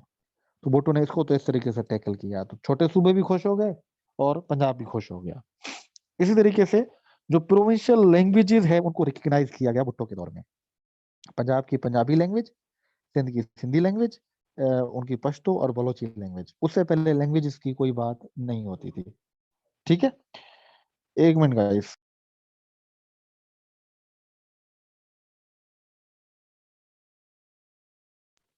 ठीक है, तो भुट्टो ने क्या किया जनाब, लैंग्वेजेस भी इन्होंने सबकी की। अभी लैंग्वेजेस में भी बड़ा मसला हुआ। मसला क्या हुआ? मसला ये हुआ कि उसने सिंध के अंदर ड्यूअल लैंग्वेजेस दी, एक उर्दू लैंग्वेज और दूसरी जो है जनाब आपकी सिंधी लैंग्वेज दी गई। अभी भी सिंध के अंदर ड्यूअल लैंग्वेजेस हैं। अभी उर्दू लैंग्वेज दे के जो उर्दू स्पीकर से सिंध के उनको इसने राजी किया, और रूरल सिंध के अंदर इसने क्या किया, इसने सिंधी लैंग्वेज दे के उनको भी राजी किया। तो बड़े अच्छे तरीके से अकोमोडेट करके जा रहा था इन सारी सिचुएशंस को। अभी भी सिंध के अंदर आप जाएं तो आपका जो शनाख्ती कार्ड है वो दोनों लैंग्वेजेस में होता है, उर्दू भी सिंधी भी। ऐसे ही है जनाब। और वहाँ पे आप जिस भी तरीके से जाएं, आपकी एफआईआर करवानी है जो भी है वो दोनों। और वहाँ का जो क्वेश्चन पेपर भी सिंधी उर्दू दोनों के ऊपर आता है। यहाँ पे होंगे कराची के लोग तो उनको पता होगा इस चीज का। तो ये भुट्टो के दौर में दी गई कि रूरल और अर्बन के दरमियान ये, और कोटा के ऊपर भी बड़ा अच्छा खासा काम हुआ, अर्बन और रूरल कोटा के ऊपर। ठीक है, इसी तरीके से Urdu by default recognise as the language in Sindh, so it's negative follow. और इसने कहा, तो इसका भी भुट्टो को बड़ा तनकीद का निशाना करना पड़ा कि भाई क्यों आप लोगों ने जो है उर्दू को दिया है, यहाँ पे सिर्फ सिंधी होनी चाहिए। तो इसने भी नेगेटिव फॉलो आउट किया मुहाजिर के ऊपर, क्योंकि मुहाजिर ये चाह रहे थे कि भाई जब उर्दू दी गई है हमें लैंग्वेज, तो यहाँ पे मैं मुहाजिर, सॉरी मैं ये वर्ड यूज कर रहा हूँ, बहरहाल मुझे पसंद नहीं है ये वर्ड यूज करना। मैं इसकी जगह पे उर्दू स्पीकिंग वर्ड यूज करता हूँ, आई लाइक उर्दू स्पीकिंग।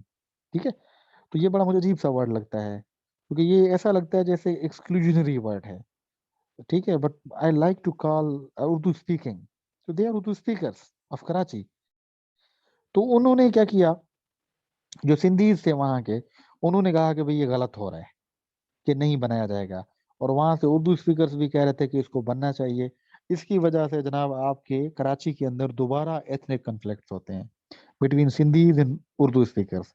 उससे पहले उर्दू स्पीकर्स तो पश्तूनों के हो रहे थे, अभी सिंधीज और इनके हो गए, और ये बड़े हैवी वाले थे, अच्छे खासे थे। तो इस तरीके से इसने जो है, भुट्टो ने जो है वो उर्दू स्पीकिंग कोटा भी रखी, यानी अर्बन रूरल डिवाइड भी किया, जो आज तक है। फेडरेशन के अंदर भी ऐसे अर्बन की और सीटें हैं, रूरल की और हैं। ये भुट्टो ने रखी थी ताकि सारों को राजी रखा जा सके। And he established the council of common interest, very interesting, common interest, ECC. तो इसका क्या मतलब था? कौमी मुफादाती कौंसिल। इसका मकसद ये था कि भाई अगर सूबों के हो गए मसले आपस में कॉन्फ्लिक्ट हैं, तो सूबे नाराज नहीं होंगे, ये कौंसिल बना रहे हैं, सूबे आ जाएंगे और आपस में मिलके मसलों को डिस्कस करेंगे। तो बड़ा आला प्रोविजन था, इसलिए कौंसिल ऑफ कॉमन इंटरेस्ट, यानी सूबों के मसाइल को हल करने का प्लेटफॉर्म था। और उसने पार्लियामेंट्री फॉर्म ऑफ गवर्नमेंट दिया, जो कि बड़ा अच्छी बात थी उस टाइम पे। तो भुट्टो ने बड़ी अच्छी खासी कोशिश की कि भाई ये जो पाकिस्तान के अंदर जो पहले चलने वाले ये इश्यूज थे, इन इश्यूज को किसी तरीके से क्या किया जाए, मैनेज किया जाए। और इसी तरीके से क्या किया कि the revenue rising authority was largely in the hands of the federal government at around 93 with expenditure 72 while provinces raise only 70% of the revenue but 30 spend 28 of it. यानी कि जो रिसोर्स ट्रांसफर थी वो भी एक बड़ा इशू था।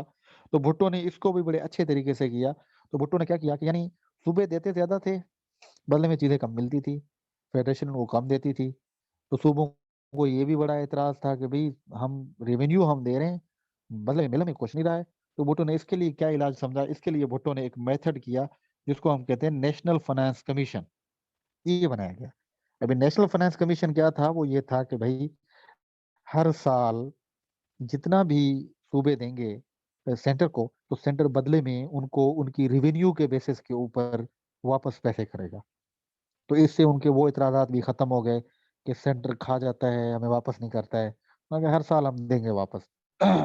National finance commission को मैं बड़े डिटेल से आपको बताऊंगा जब मैं आपको 18th अमेंडमेंट में पढ़ाऊंगा, ठीक है गाइस।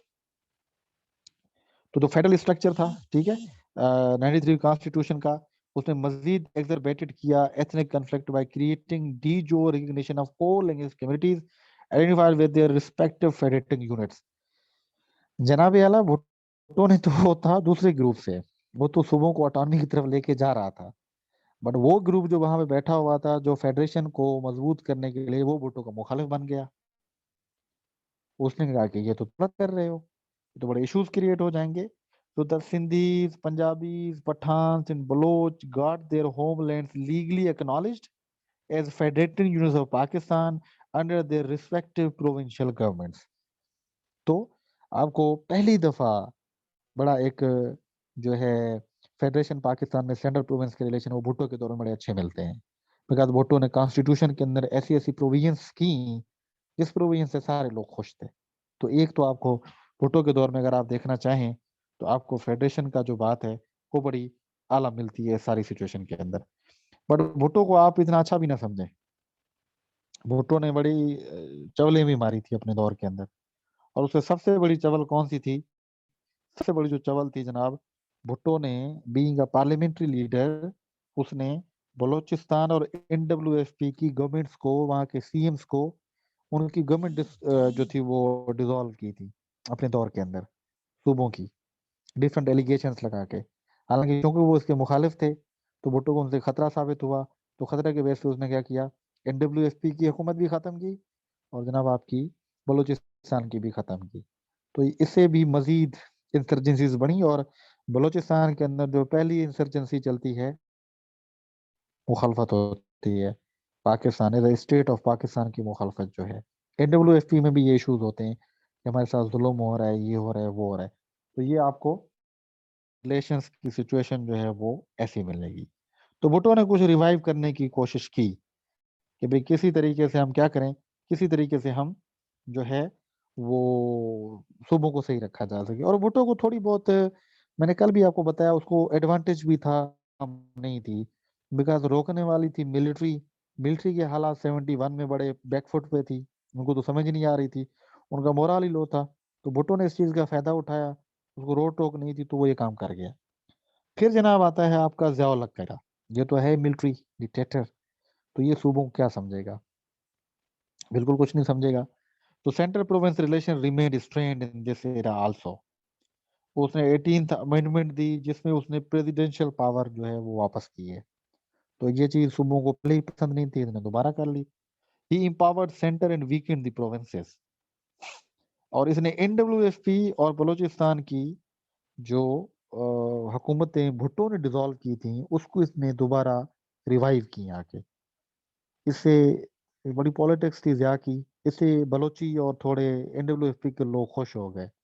और भुट्टो ने जिन जिन लोगों को गिरफ्तार, ज़ियाउल हक ने आके उसको छोड़ा आके, ये छोड़ो आज़ाद हो तुम लोग जाओ। अभी इससे ज़ियाउल हक का बड़ा अच्छा इमेज गया, भुट्टो का बड़ा अजीब इमेज गया इसके अंदर। और ऑफ एथनिसिटी भी राइज करते मिलती है, क्योंकि इसने सेंटर को स्ट्रॉन्ग किया तो सूबे नाराज हो गए इससे। और इसने जो है मैनी पॉलिटिकल लीडर्स प्रिजनर्स को आज़ाद भी किया। और इसी के दौर में भी कराची में दोबारा उर्दू स्पीकिंग और सिंधीज में झगड़े होते हैं। और मजे की बात बताऊं आपको, तो आपकी जो महाजर कौमी मूवमेंट है वो पहले इस दौर में बनी थी। तो उससे पहले APMSO होती थी, आल पाकिस्तान कोई क्या था, स्टूडेंट कोई ऐसे थी, APMSO नाम होता था उसका। है वो कराची वाला यहाँ पे, तो कराची यूनिवर्सिटी में पढ़ता हो, वहां पे नारे लगे होते हैं इसके तो पता होगा। तो APMSO होती थी पहले, और भुट्टो ने आके उसको नाम दिया महाजर कौमी मूवमेंट का, सॉरी जियाउल हक के दौर में। तो ये अल्ताफ भाई लोग जो थे, तो ये वहां पे थी इस टीम में, ठीक है। जी, आपको पता होगा रूसा, है ना, ये थी। यानी एस्टेब्लिश पी एन दी नेशनलिस्ट। अभी उसने उसको पेट्रोनेज क्यों दिया, भुट्टो ने क्यों बनाई जियाउल हक ने, तो जियाउल हक का मेन जो पर्पस था MQM को प्रमोट करने का, वो ये था कि PP को काउंटर किया जाए, और साथ में क्या जो नेशनलिस्ट हैं उनको PP को काउंटर किया जाए। तो काउंटर करने के लिए उसने कराची के अंदर ये जमात खड़ी की, जिसको हम उस टाइम पे APMSO पहले नाम होता था, और बाद में इसका नाम MQM यानी महाजर कौमी मूवमेंट जो है वो बनाया गया। तो जियाउल हक के दौर के अंदर भी आपको रिलेशंस बड़े स्ट्रेंड नजर आते हैं। फिर जनाब आपका आता है डेमोक्रेटिक इरा, 88 टू 99। हाँ, मुत्तहदा स्टूडेंट ऑर्गेनाइजेशन, बिल्कुल ठीक कह रहे हैं रुसा, ठीक है, ये नाम होता था। यार ये अभी लोग सुधर गए हैं। मैं जब 2011 के अंदर कराची में था, इनका बड़ा वैल्यू होता था, लिटरली स्पीकिंग इनका बड़ा वैल्यू होता था। मैं कराची में बंस रोड है, बंस रोड वाला सेक्टर इनका सबसे स्ट्रॉन्ग सेंटर होता था, सेक्टर होता था, 2011 की बात कर रहा हूँ। तो वहां पे जनाब ये लोग इनको पाँव में हाथ रख के मिलते थे, ये जयकांत शिखरे होते थे उस टाइम पे। और जब भी कोई हड़ताल, कोई भी स्ट्राइक होनी है, तो इनकी एक कॉल होती थी, रास्ते में सिर्फ कुत्ते नजर आते थे, कुछ भी नहीं होता था। ये मैंने आंखों से चीजें देखी हैं। और अभी बेचारों के हालात बड़े टाइट किए हुए हैं इन्होंने। एंड देन 88 टू 99 के अंदर देखें, हाँ खाने भी मजे के हैं, बट उस टाइम पे हम चूंकि स्टूडेंट होते थे, तो स्टूडेंट के लिए हम सिर्फ देख सकते थे। और उस टाइम पे दौर भी इतना होता था, बिलीव मी, कि हम रात को 8 बजे के बाद बाहर नहीं निकल सकते थे। बाहर निकलना समझो बेड़ा गर्क। हम 4 दोस्त रहते थे, और चारों दोस्तों के वॉलेट्स भी छीने गए थे, मोबाइल्स भी छीने गए थे, अलग अलग जगहों के ऊपर, ये सिचुएशन थी। So so this era gave a space to provinces, जो कि डेमोक्रेटिक इरा था, तो सूबे कुछ ना कुछ इस दौर में आजाद हुए। आजाद का मतलब ऑटोनमस हुए। इस टाइम में जो local ethnic leaders aligned with the mainstream political parties and formed government in their respective provinces. इसके अंदर क्या हुआ, ठीक है, ठीक है, तो ये क्या हुआ कि इसी के दौर के अंदर ये सिचुएशन क्रिएट हुई कि जो वहाँ के लोकल लीडर्स थे सूबों के, उनको मौका मिला कि वो सूबों में अपने में हुकूमत बनाए। जैसे अख्तर मिंगल था बलूचिस्तान के अंदर, उसको ये दिया गया। और आपकी जो अकबर बुगटी की जमहूरी वतन पार्टी थी वो भी आगे आई। इसी तरीके से जो सिंधी सेपरेटिस्ट ऑर्गेनाइजेशन GSN थी, उसको भी उस टाइम पे बैन किया गया। तो इसमें इस प्रोविंस, इस इरा के अंदर जो है, ये क्योंकि डेमोक्रेटिक इरा था, इसमें सूबे मतलब कुछ न कुछ सांस लेना शुरू हुए, जो कि जियाउल हक ने इनकी सांस को जो है वो बंद करके रखा हुआ था। और साथ में इसी दौर के अंदर जो 18th अमेंडमेंट थी उसको खत्म किया गया, और 13th अमेंडमेंट लाया गया, दोबारा पार्लियामेंट्री फॉर्म जो है मेंशन किया गया। और इस तरीके से जो MKM थी, उसने कराची के अंदर पहली हुकूमत बनाई अपनी, ठीक है। और बाद में जो है वो हालात खराब भी हुए, 93 के अंदर MKM के खिलाफ हालात बड़े खराब हुए। अगेन यहाँ पे भी जो सिंधी और उर्दू स्पीकिंग के जो हालात थे वो खराब हुए इसी दौर में। और यहाँ पे जो है जनाब आपकी पहली दफा कौमी मूवमेंट से उसने अपना नाम चेंज किया, और वो मुत्तहदा कौमी मूवमेंट का नाम रखा जाके, ठीक है। तो इस दौर में क्या है कि आपको थोड़ा बहुत नजर आ रहा है कि सूबे के अंदर जो लोग हैं वो बड़ा अच्छे तरीके से बात भी कर दौर में नजर आती है, ठीक है। और फिर आती है जनाब आपकी जो है वो मुशर्रफ का इरा आता है 99 टू 2008। तो इसके दौर में भी रिलेशंस आपको ठीक नजर नहीं आते, ठीक है। कैसे नहीं आते, क्योंकि ये डिक्टेटर था, इसने आते ही 17th अमेंडमेंट लाई, 13 को खत्म करके, और इसने दोबारा प्रेसिडेंशियल सिस्टम ला दिया। और प्रेसिडेंशियल सिस्टम तो सूबों के लिए डिजास्टर होता है। और मुशर्रफ ने जो है वो थोड़ा बहुत जो है वो इलेक्शंस भी करवाए सूबों में, और इसके दौर में सेंट्रल प्रोविंस रिलेशन भी स्ट्रेसफुल रहे। और इसने गवादर पोर्ट भी की एस्टेब्लिश कराई, जिससे बलूचिस्तान से काफी ज्यादा अपोजिशन आई इसको। और भी बहुत ज्यादा इश्यूज हुए बलूचिस्तान के अंदर इस मामलात के ऊपर। अगर आपको पता हो तो इसने ऑपरेशन भी स्टार्ट कराया वहां पे। अकबर बुगटी की किलिंग भी इसी दौर में हुई, असैसिनेशन जब की गई उसको। और जो है जो है मुशर्रफ के खिलाफ सिंध से भी अपोजिशन आई, एनडब्ल्यूएफपी से भी अपोजिशन आई, बलूचिस्तान से भी आई। और इस दौर में कालाबाग डैम का इशू बड़ा कंट्रोवर्शियल रहा था। ठीक है, मुझे याद है ये पीपुल्स पार्टी मुखालफत करती थी इसके दौर में पढ़ा, तो एनडब्ल्यूएफपी के लोग भी हुए।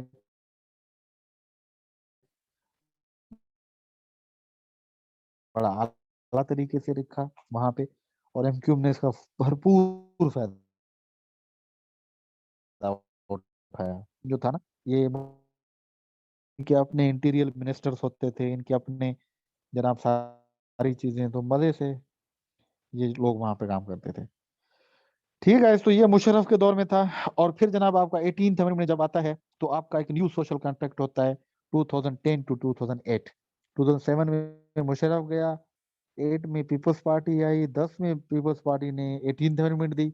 और 18th अमेंडमेंट के बाद सूमो को तो बहुत है नया सोशल कॉन्ट्रैक्ट इसको कहा जाता है।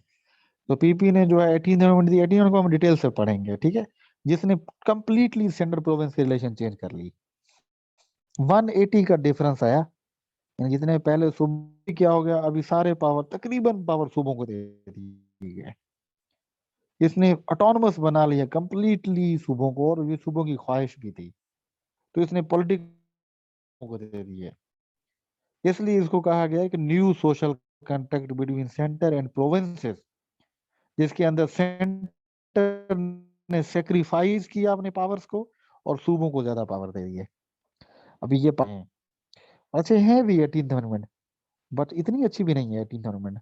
और ये इतनी अच्छी क्यों नहीं है, ये मैं जनाब आपको कल के लेक्चर में इंशाल्लाह बताऊंगा कि 18th अमेंडमेंट जब पढ़ेंगे कि इसमें बहुत ज्यादा फ्लॉज हैं।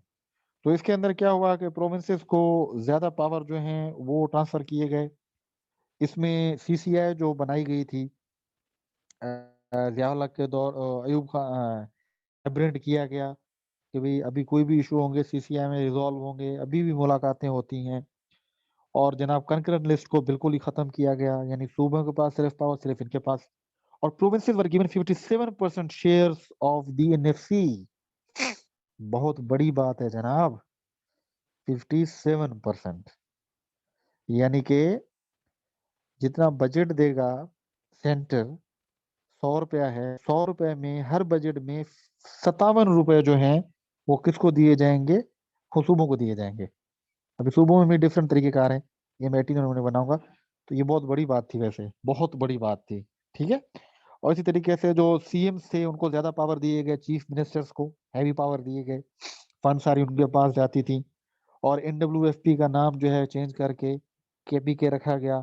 तो ये सारी वो चीजें थी जो इसके अंदर 18th अमेंडमेंट के अंदर सूबों के लिए बहुत ही ज्यादा फेवरेबल थी। और सूबे इससे बहुत ज्यादा जनाब आपको खुश भी नजर आ रहे थे। तो ये तो जनाब 2018 तक रहता है। अभी आ जाते हैं जरा 2021 तक, ठीक है। उसके दरमियान रिलेशंस क्या रहे हैं, करंट स्टेट क्या है, इसको देखते हैं।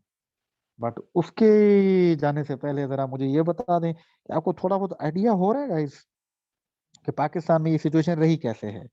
तो एक किस्म का ये पाकिस्तान की पॉलिटिकल हिस्ट्री का सारा ओवरव्यू था, ये चीजें क्या क्या हुई हैं, ठीक है। तो तो आई होप कि आप लोगों को चीजें ये समझ आ रही होंगी सेंट्रल प्रोविंस रिलेशंस, ठीक है, गुड हो गया। तो अभी आ जाते हैं करंट स्टेट क्या है 2018 में और 21 तक पीटीआई की हुकूमत के अंदर। ओके जवार आप आ गए हैं, वेरी गुड। ओके अरुसा गुड हो गया भाई, जिंदाबाद भी जिंदाबाद, ठीक है। Centre current state of central province relations 2008 से 2021 के दरमियान क्या रही है। सो ऑब्वियसली अगर हम कंटेम्प्रेरी तौर पे देखें तो क्या होता है कि पाकिस्तान में 3 किस्म के कॉन्स्टिट्यूशंस आए, 656 बताया, 62, 73। और इसने जो है एक किस्म का सेंटर और प्रोविंस रिलेशंस में बड़ा एक डोमेन्स क्रिएट की अपनी अपनी। However, the rift between Central province in Pakistan is very old. ये मैंने आपको बताया कि तारीखी तौर पे आपके रिलेशंस कैसे रहे क्या रहे आपको सारा पता है, और 18th अमेंडमेंट ने सारी चीजों को जो है वो चेंज किया है. But current state of Central province relation is in Pakistan successful, stressful, owing to two main issues. बाकी सारे मसले ठीक हैं करंट स्टेट में. करंट स्टेट में दो इश्यूज हैं जिसके ऊपर दोनों के रिलेशंस ठीक नहीं है. यानी 18th अमेंडमेंट को पीटीआई गवर्नमेंट आपने देखा होगा वो कहती है कि भाई इसको अमेंड करने की जरूरत है, इसको चेंज करने की जरूरत है. ठीक है. Okay okay, no problem, that's wonderful wonderful. ठीक है. तो है क्या कि दो इश्यूज की वजह से दोनों के रिलेशंस ठीक नहीं है. सेंट्रल प्रोविंस स्ट्रेसफुल है 2018 से 2021 तक के. तो उनमें मसला क्या आ रहा है? उनमें मसला आ रहा है जनाब, एक नंबर वन इशू जो दोनों के रिलेशन को स्ट्रेसफुल बना रहा है, that is power and jurisdiction over fiscal matters. Fiscal matters पे सेंट्रल प्रोविंस में बड़ा तजाद है. पीटीआई गवर्नमेंट कहती है कि भी 57% हम सूबों को दे रहे हैं. किस बेस पे दे रहे हैं? यानी कर्ज हम लेते हैं, कर्ज के पैसे सेंटर प्रोवाइड करेगा और ऊपर से सूबे अपने 57% ले लेते हैं. तो अगर सूबे हमसे 57% लेते हैं एनएफसी में, तो कर्ज के पैसे भी तो देना हमें, कर्ज तो हम ले रहे हैं. एक तो इस पे इशू है. और सूबे कहते हैं कि नहीं भाई हमें 57% ही चाहिए. दूसरा इशू है power and jurisdiction over the natural resources. तो नेचुरल रिसोर्सेज सेंटर एक्सप्लॉइट करेगा या सूबे यूटिलाइज करेंगे, इसके ऊपर भी बड़ा इशू चल रहा है कि वाटर है, बिजली है, इनके ऊपर किसका राइट होगा. अभी भी आपने देखा होगा सिंध के अंदर इश्यूज हुए थे जो दो आइलैंड्स है उसके ऊपर. तो एक नेचुरल इश्यूज के, नेचुरल रिसोर्सेज के ऊपर, दूसरा फिजिकल मैटर्स के ऊपर. इस दोनों के ऊपर अभी सेंटर और प्रोविंस के रिलेशन बड़े स्ट्रेसफुल जा रहे हैं. तो ये स्ट्रेसफुल कैसे जा रहे हैं जरा इसको समझाने की आपको कोशिश करते हैं ताकि आपकी अंडरस्टैंडिंग जो है वो बरकरार रहे. तो पहला क्या है मसला? पहला है 18th अमेंडमेंट. 18th अमेंडमेंट, अभी 18th अमेंडमेंट के ऊपर क्या चाहते हैं कि जो सेंटर है वो चाहता है कि इसको रिविजिट किया जाए, पर्टिकुलरली इसके जो फिस्कल प्रोविजंस हैं उसको. वैसे पीटीआई हुकूमत नहीं चाहती कि सारी को रिविजिट करो, नहीं. तो यार फिस्कल मैटर्स को आप रिविजिट करो क्योंकि आप लोगों ने बड़ा जुल्म किया है सेंटर के साथ. सेंटर देता ज्यादा है और आप जितना भी उसे दे दें आप वापस उससे ले लेते हैं. तो सेंटर तो बेचारा कर्जदार बनता जा रहा है, आपको तो पैसे उतने मिलते हैं. तो कहते हैं ये 18th अमेंडमेंट के अंदर बात की गई थी उसको एक तो रिविजिट करो. Then it is politically acceptable for centre but economically not. Centre कहता है कि भाई ठीक है 18th अमेंडमेंट पॉलिटिकली हमारे लिए एक्सेप्टेबल है, हम एक्सेप्ट करते हैं सूबों को जितने पावर दिए गए सारी चीजें, यस वी एक्सेप्टेड. इकोनॉमिकली हमें एक्सेप्ट नहीं है.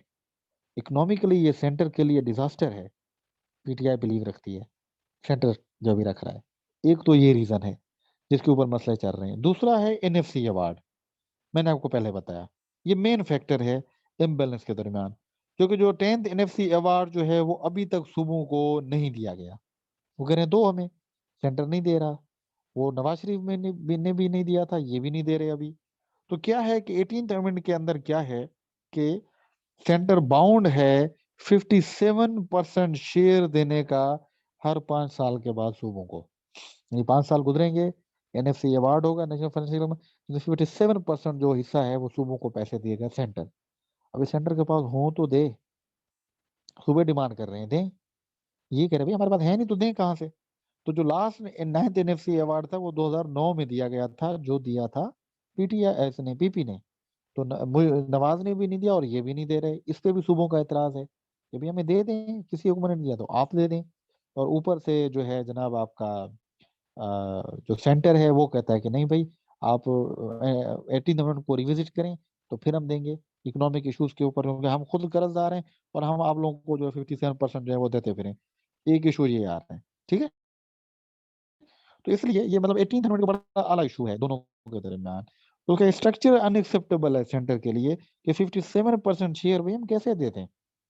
तो ये सेंटर देना नहीं चाहता, सूबे इसकी डिमांड कर रहे हैं. तो meanwhile centre wants to cut the pool of 57 share due to, वो कहते हैं भाई 57% को कट करो. यानी हम आपको नहीं देते 57%. क्यों नहीं देते? वो कहते हैं देखें जो गिलगित बल्तिस्तान है उसको नया सूबा बनाने की कोशिश कर रहे हैं वहां पे जो डेवलपमेंट के काम हो रहे हैं वो सेंटर कर रहा है। तो वो कहते हैं ये पैसे हम 57% से वहां लगाना चाहते हैं, तो हमें उसका हिस्सा दो। इसी तरीके से जो फाटा को जो है वो किया गया है, मर्ज किया गया है। तो इसके लिए भी वो ये कहते हैं कि भाई उसके ऊपर भी खर्चा आएगा, तो वो सेंटर तो अकेला नहीं दे सकता, सूबे सारे दें भाई, उसको लेके चलें। और इसी तरीके से जो आपके डिफेंस के एक्सपेंडिचर्स हैं, वो कहते हैं वो भी सिर्फ सेंटर। और जो आपकी डेट रिकवरी है, कर्ज जो है हमके ऊपर, वो कहते हैं भाई कर्ज भी तो सूबे दें ना।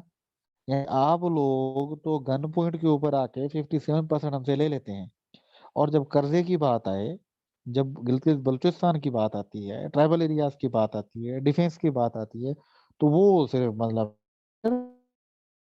फिर करता प्रोविंस के रिलेशन बड़े स्ट्रेसफुल नजर आते हैं।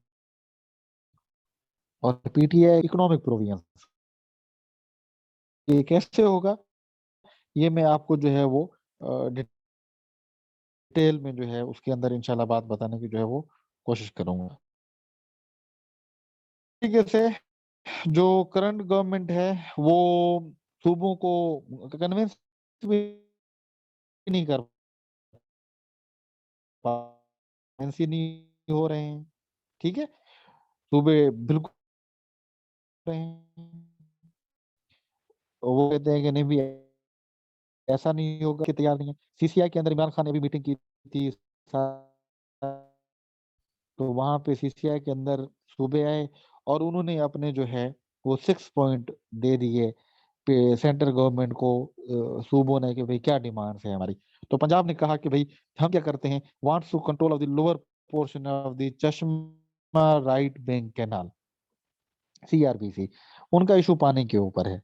वो कहते हैं चश्मा का राइट बैंक कैनाल जो है उसको हम कंट्रोल करना चाहते हैं, ये हमें देना चाहिए।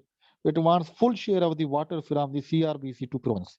तो पंजाब को पानी का मसला है, वो कहते हैं हमें पानी दिया जाए। तो पंजाब ने ये डिमांड रखी कि भाई पानी दो हमें। और सिंध ने क्या डिमांड रखी, सिंध की तो डिमांड ही अपनी है। सिंध ने ये कहा कि भाई पहली बात तो ये है कि सिंध ने ऑब्जेक्ट्स किए issue related to oil gas and mineral resources. मैंने बताया ना नेचुरल रिसोर्सेज के ऊपर इशू है। सिंध चाहता है कि it wants provincial representation oil and gas regulatory authority, OGRA. वो तो ओगरा में तो आप सूबों के लोगों ने रखे ही नहीं है, आप लोगों ने सिर्फ सेंटर के लोग बैठे हुए हैं। और ओगरा ही आपके नेचुरल रिसोर्सेज को तय करता है। तो इसके ऊपर भी जो है वो सूबे का एक मेंबर होना चाहिए। जैसे आप लोगों ने नेपरा के ऊपर रखे हुए हैं, इरसा के ऊपर रखे हुए हैं, तो इस तरीके से इसके ऊपर भी होने चाहिए। और इस तरीके से ये गैस हो गया, क्रूड ऑयल हो गया, माइंस हो गया, ऑयल फील्ड्स हो गया, सिंध कहते हैं इसमें हमें भी हिस्सा दो आप लोग। तो सारे सूबे except Punjab are demanding that federation should hand over gas and oil regularities to respective provinces. तो कहते ऑयल और गैस आप सूबों को दे दें। और वैसे अगर ये सूबों को दे दे सेंटर, तो सेंटर के पास बचेगा क्या? सेंटर उसको देना नहीं चाहता। ठीक है। और इसमें 18 अमेंडमेंट में भी बड़े इश्यूज हैं, क्योंकि 18 अमेंडमेंट क्लियर कट नहीं है। उसके बारे में 18 अमेंडमेंट ने कहा, तो ये सिंध ने कहा कि भाई आप ओगरा के ऊपर हमारे रिसोर्सेज दें और ऑयल और गैस के ऊपर बात कर लें। और तीसरा आपका जो इशू चल रहा है वो जनाब आपका कंस्ट्रक्शन ऑफ डैम के ऊपर चल रहा है। इसके ऊपर भी सेंटर और प्रोविंस आपस में नहीं बन रहे। पंजाब के अलावा जो तीनों सूबे हैं वो क्या करते हैं, स्पेसिफिकली सिंध जो है वो दयामीर और भाषा डैम जो भी बन रहे हैं इसको बनाने के लिए भी तैयार नहीं है। वो कहते हैं इंडस पे बना रहे हैं, हमें ये एक्सेप्टेबल नहीं है। तो चीफ जस्टिस और फेडरल गवर्नमेंट ने आपको पता है चलाई थी, कैंपेन चलाई थी। अगर आप लोग उसका शिकार नहीं हुए तो 10 रुपए वाली, ठीक है। तो वो क्या है, इंडस रिवर के ऊपर बनाए जा रहे हैं, सिंध कहता है उसके ऊपर नहीं बनाने चाहिए। सिंध ये कहता है कि हमारी जो लोअर साइड है वहां पे पानी नहीं पहुंचता है, छठा बधीन के ऊपर आप यहाँ पे डैम बना लेंगे तो हमारे ऊपर तो पानी नहीं पहुंचेगा वहां पे, तो हम इसको नहीं बनाने के लिए तैयार हैं। तो ये डैम्स के ऊपर जो कंस्ट्रक्शन है ये भी जो सूबों का बड़ा इशू बना है। यानी पहला है एनवायरमेंट, दूसरा एनएफसी अवार्ड, और तीसरा जनाब आपका कंस्ट्रक्शन ऑफ डैम जो है, ये एक रीजन है इस दरमियान। और चौथा जो आपका रीजन है दैट इज कोविड-19। इसने भी सेंट्रल प्रोविंस रिलेशंस को बड़ा स्ट्रेस किया है, बड़े मसले क्रिएट किए हैं। और ये तो आप लोगों को पता होगा कि यहाँ पे एक क्लियर डिफरेंस आया है पार्टी के ऊपर, यानी पॉलिसी के ऊपर। कैसे? सेंटर एक और पॉलिसी बनाता था, सिंध की अपनी पॉलिसी होती थी। सेंटर कह रहे हैं लॉकडाउन नहीं करना है, सिंध कहना है करना है। सेंटर कह रहे हैं करना है, सिंध कहना है हमने नहीं करना है। और वो अलग बात है कि सिंध फिर करता वही था जो सेंटर ही करता था, ठीक है, बट बस दिखाना है। तो ये भी इनके दरमियान रिलेशंस आपको बड़े अजीब लगे हैं। So since first covid case, centre and provinces stood aside on uniform policy making. नहीं बनाई गई इतनी, सिंध की अपनी थी, इनकी अपनी होती थी। तो different dates in policies over the lockdowns, ये आपको सारा पता है। सिंध के अंदर लॉकडाउन नहीं होता था, वैसे होता था, और यहाँ पे होता था तो सिंध वाले कहते थे हम नहीं करते थे। तो Sindh and federal government came face to face over the policies, वो नहीं मानते थे इनकी पॉलिसीज को, और ये कहते थे कि आप पॉलिसीज को माने। तो कोविड-19 ने भी मजीद एक्सपोज किया है जो है इन दोनों के रिलेशंस को। सो मोर ओवर सेंट्रल प्रोविंस की रिफ्ट्स और भी है। कैसे, अभी स्टील मिल कंट्रोवर्सी चली थी, फेडरल गवर्नमेंट चाहती थी कि स्टील मिल को हम प्राइवेटाइज करना चाहते हैं, तो सिंध गवर्नमेंट ने कहा कि हम नहीं करने देंगे। इसी तरीके से फेडरल गवर्नमेंट ने एक ये भी शोषा छोड़ा था कि सिंध कराची को एक फेडरल टेरिटरी के अंदर देते हैं, यानी सिंध गवर्नमेंट से जो छोड़ा नहीं संभाला नहीं जा रहा कराची, हम इसको फेडरल टेरिटरी के अंदर देंगे। तो इसके ऊपर भी मसाइल क्रिएट हुए बहुत ज्यादा, जो सूबे साथ आए। और इसके अलावा आइलैंड्स का इशू हुआ था कराची के अंदर, एक बंडार आइलैंड था, एक कोई और आइलैंड था कराची के करीब।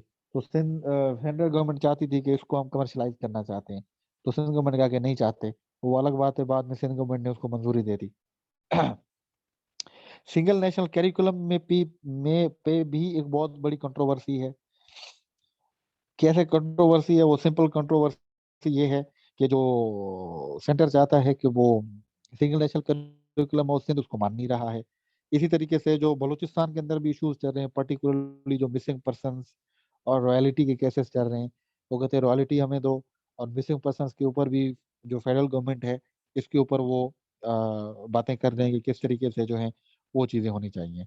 ये जनाब आपको करंट स्टेट ऑफ अफेयर्स जो है वो नजर आती है सेंटर और प्रोविंस के दरमियान। तो ये चार मेन रीजंस थे जो मैंने बताया, जो कॉजेस कर रहे हैं तो सेंट्रल प्रोविंस रिलेशन इतने अच्छे नहीं है अभी इस दौर के अंदर करंटली। तो 18 अमेंडमेंट की वजह से, एनएफसी की वजह से, डैम्स की कंस्ट्रक्शन की वजह से, और कोविड की वजह से। क्लियरिटी है गाइस यहाँ तक?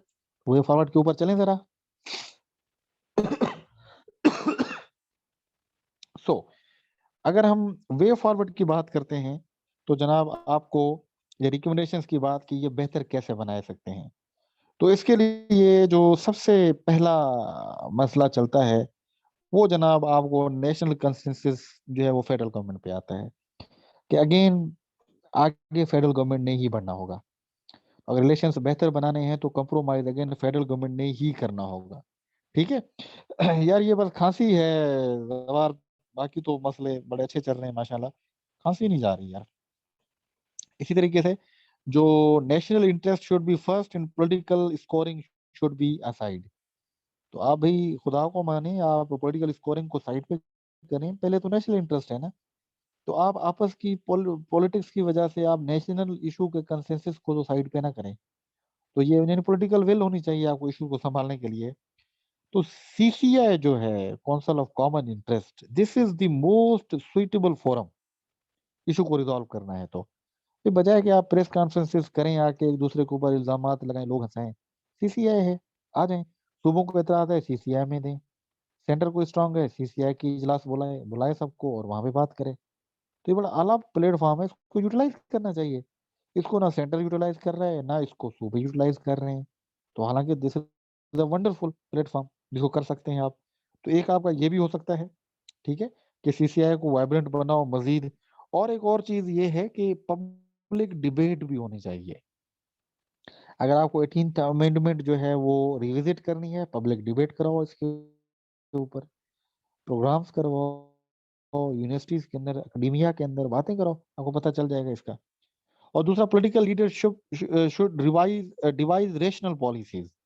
बजाय कि आप जज्बाती पॉलिसीज पॉलिसीज बनाए, प्रोएक्टिव पॉलिसीज बनाए, और जो है रिएक्शनरी पॉलिसीज बनाए, प्रोएक्टिव पॉलिसीज बनाए, रेशनल पॉलिसी बनाए। ठीक है। और जनाब आपका local self government institutions must be strengthened and regularized, these are very important. क्योंकि मेरा पूरा लेक्चर भी होगा लोकल गवर्नमेंट के ऊपर। आप लोकल गवर्नमेंट इलेक्शंस करवाएं, काफी मसले वहीं पे हल हो जाते हैं आपके। और जो 18th अमेंडमेंट है, अगर आपने उसको रिविजिट भी करना है तो वो पॉलिटिकल कंसेंसस के साथ होना चाहिए। आप उसको जज्बात में ना करें, आप उसको जबरदस्ती ना करें। इट शुड बी, और होना चाहिए भाई, क्यों नहीं होना चाहिए। मैंने पहले लेक्चर में आपको बताया था कि भाई कॉन्स्टिट्यूशन चेंज होने चाहिए, डिबेट होनी चाहिए, ये तो हेल्दी सोसाइटीज की खासियत होती है। और यहाँ पे एक सोशलिस्ट मॉडल ऑफ फेडरलिज्म भी काम कर सकता है। और सोशलिस्ट मॉडल ऑफ फेडरलिज्म क्या है, ये जस्टिस मंसूर अली शाह ने जजमेंट दी थी, उन्होंने एक कंसेप्ट दिया था। सोशलिस्ट मॉडल ऑफ फेडरलिज्म क्या है? सोशलिस्ट मॉडल ऑफ फेडरलिज्म ये है, सिंपली स्पीकिंग, कि जनाब आप जो सूबा जितना रेवेन्यू देता है आप उसको उतना पार्ट दें। ये भी बड़ा अलग तरीके से हो सकता है। इससे आपका 57% वाला वो जो बर्डन है वो खत्म हो जाएगा, कि अगर पंजाब ज्यादा दे रहा है उसको उसके हिसाब से दें, सिंध दे रहा है उसको सिंध के हिसाब से दें।